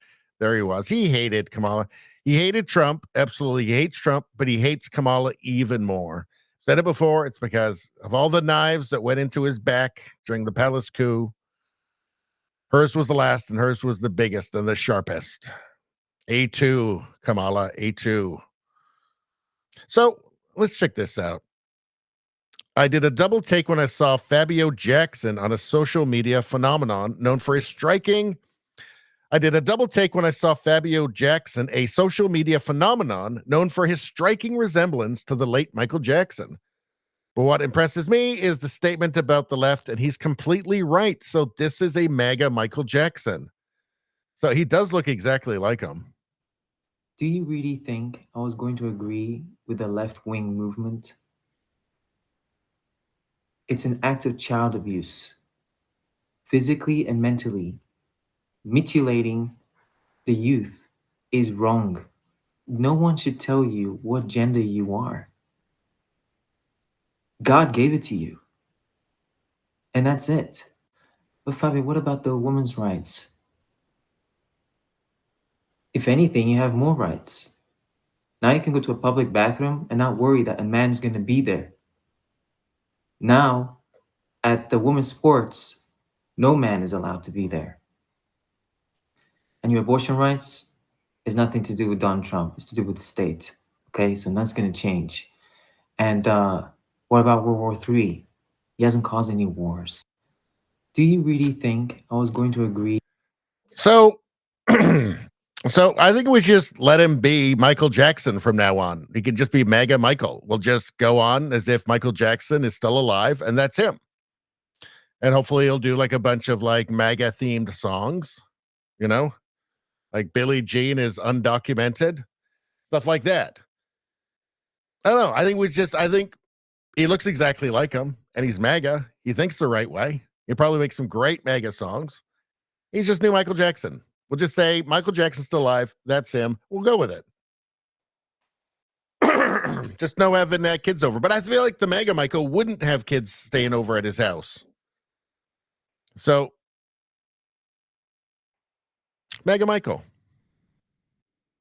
Let's see. Smile if you voted for Trump. Let's see. Pelosi, no. Jimmy Kimmel, no. He's very sad. Waltz, no. AOC, Obama. Joe Biden voted for him. Well, you know, his wife wore red when she voted. What does that tell? That tells you something. That was a knife in the eye of Kamala. Had to be. Had to be. Let's see. What's this? So, Merry Christmas, America. All red. That's a lot of red. And happy holidays. I prefer the Merry Christmas. Let's see. The beginning is near. The beginning is near. Yep. Let's see. Corporate needs you to find the differences in these two pictures. So let's see. That's Rachel Maddow. And I think that's Rachel Maddow. They're the same picture. That's just what I thought. Let's see. Okay, let's keep going. Let's see. Tinder, it's a match. Kamala and communism. Very good. More memes. In my day, you were either pro-America or a commie. You can call yourself liberal, progressive, or socialist, but you're still nothing more than a rotten commie. Yep. No offense, but it sounds like some fucking commie gobbledygook. And that's nothing but pure and simple old-fashioned communism. Yep. Let's see. Oh, this is the same one we watched earlier. Oh, wait a second. Is this the same one? Oh, no, it's the same one. That just cretin, just disgusting, gross cretin, that guy.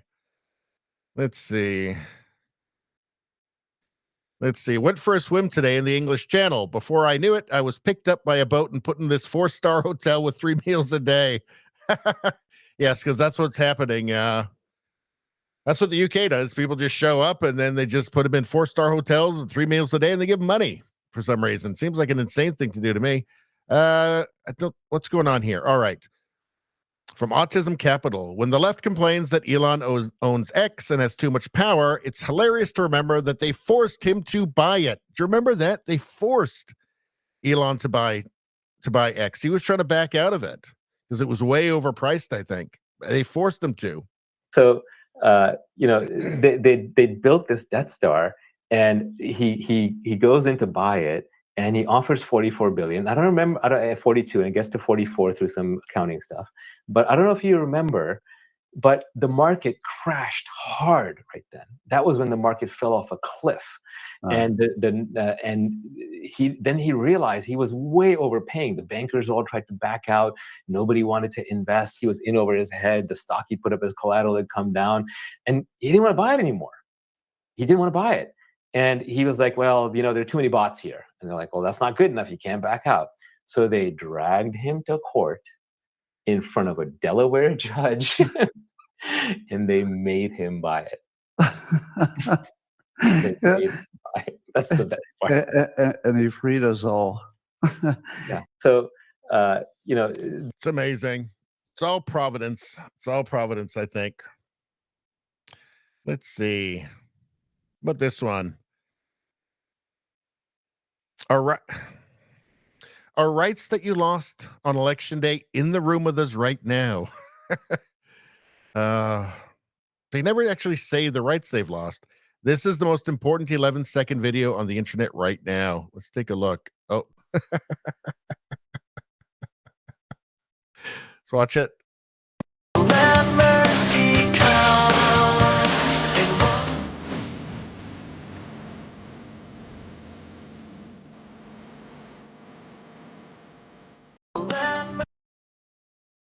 He hates Kamala, but that was actually when he was talking about they're going to prosecute Trump. I don't know. Yeah, that creepy smile. Anyway, let's keep going. Let's see. What's this from? Mike Collins. And then liberals dressed as vaginas. Started calling everyone Nazis, started riots, and hated on America. And that's how President Trump won a second term. Yeah, pretty much what happened. Let's see. From Gad said, how did Trump win? How? That was the nuclear science. That was a nuclear the Department of had to deal with nuclear waste, and this was a Biden administration hire. Sam Brinton, that's the name, Sam Brinton, who was eventually caught stealing women's luggage at the airport multiple times and had to be fired eventually. Yeah, there you go. That's equity for you. And of course, that's Rachel Levine. Delicate flower. Let's see. Okay. What's this? Do you know what? There's some good stuff I might save till that Tuesday, because I think I want to get off the stream pretty quick. When everyone's talking World War III and you just want to sniff some kids. That's pretty good. All right. I think that's it now. I think we got to let it go. Because I got some more stuff I got to do tonight. But we got 3 hours and 15 minutes in, so we still got a pretty good stream. Let me see what's going on here. We got Much Joy. You just got in right at the end. Good to see you, though. He is so creepy. LOL. That's what Much Joy is saying, and I agree.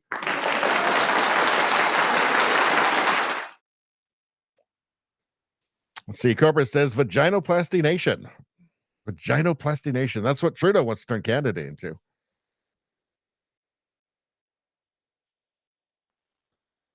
Let's see. The last 2 weeks really make one wonder what from Rosie, the last 2 weeks really make one wonder, what do they have on Mark Cuban? I don't know. I think they're feeding him Rachel Maddow's estrogen, though. Something like that. I don't know. Bad things, though. All right. Rosie's asking, am I on Tuesday? I'll be on Tuesday. We'll be around Tuesday. Cobra says at Trugina sucks, and I agree wholeheartedly. Radio Streamer says 9.6 out of 10 for tonight's stream. Solid, only needs a tad more. Guess what? Commie hate. I'll try to be better next time. Thank you for the constructive criticism. Tuesday I'll be back, but then I'm going to be away. We're doing a little road trip, so I'll be off Friday, Sunday, and I hope to be back the following Tuesday, because we get back, I think, about 3:30. Should be all right. I should be able to throw something together quick if I've got the energy. I don't know. I might be really tired, but if not, then it'll be the Friday. But which would be actually a long time not streaming. But maybe I need a break. I don't know. But in any case, I'll be back on Tuesday, and then it'll be a little while. I'll try to put out some clip videos while I'm away. We'll see if that works out. I'm not sure. But Rosie's saying good night, all. See you soon. See you guys on Tuesday. Thanks, everybody. Thanks, everybody in the chat. You guys are what makes this whole thing fun in the first place. Basically, like 70% of the show at this point. So you are quite needed. So I hope you come back. Let's see. Are they going to give me an ad? No. No ads for Richie tonight, sadly. All right, everybody. Hope you have a great start to your week. And we'll see you on Tuesday night, everyone. See you later.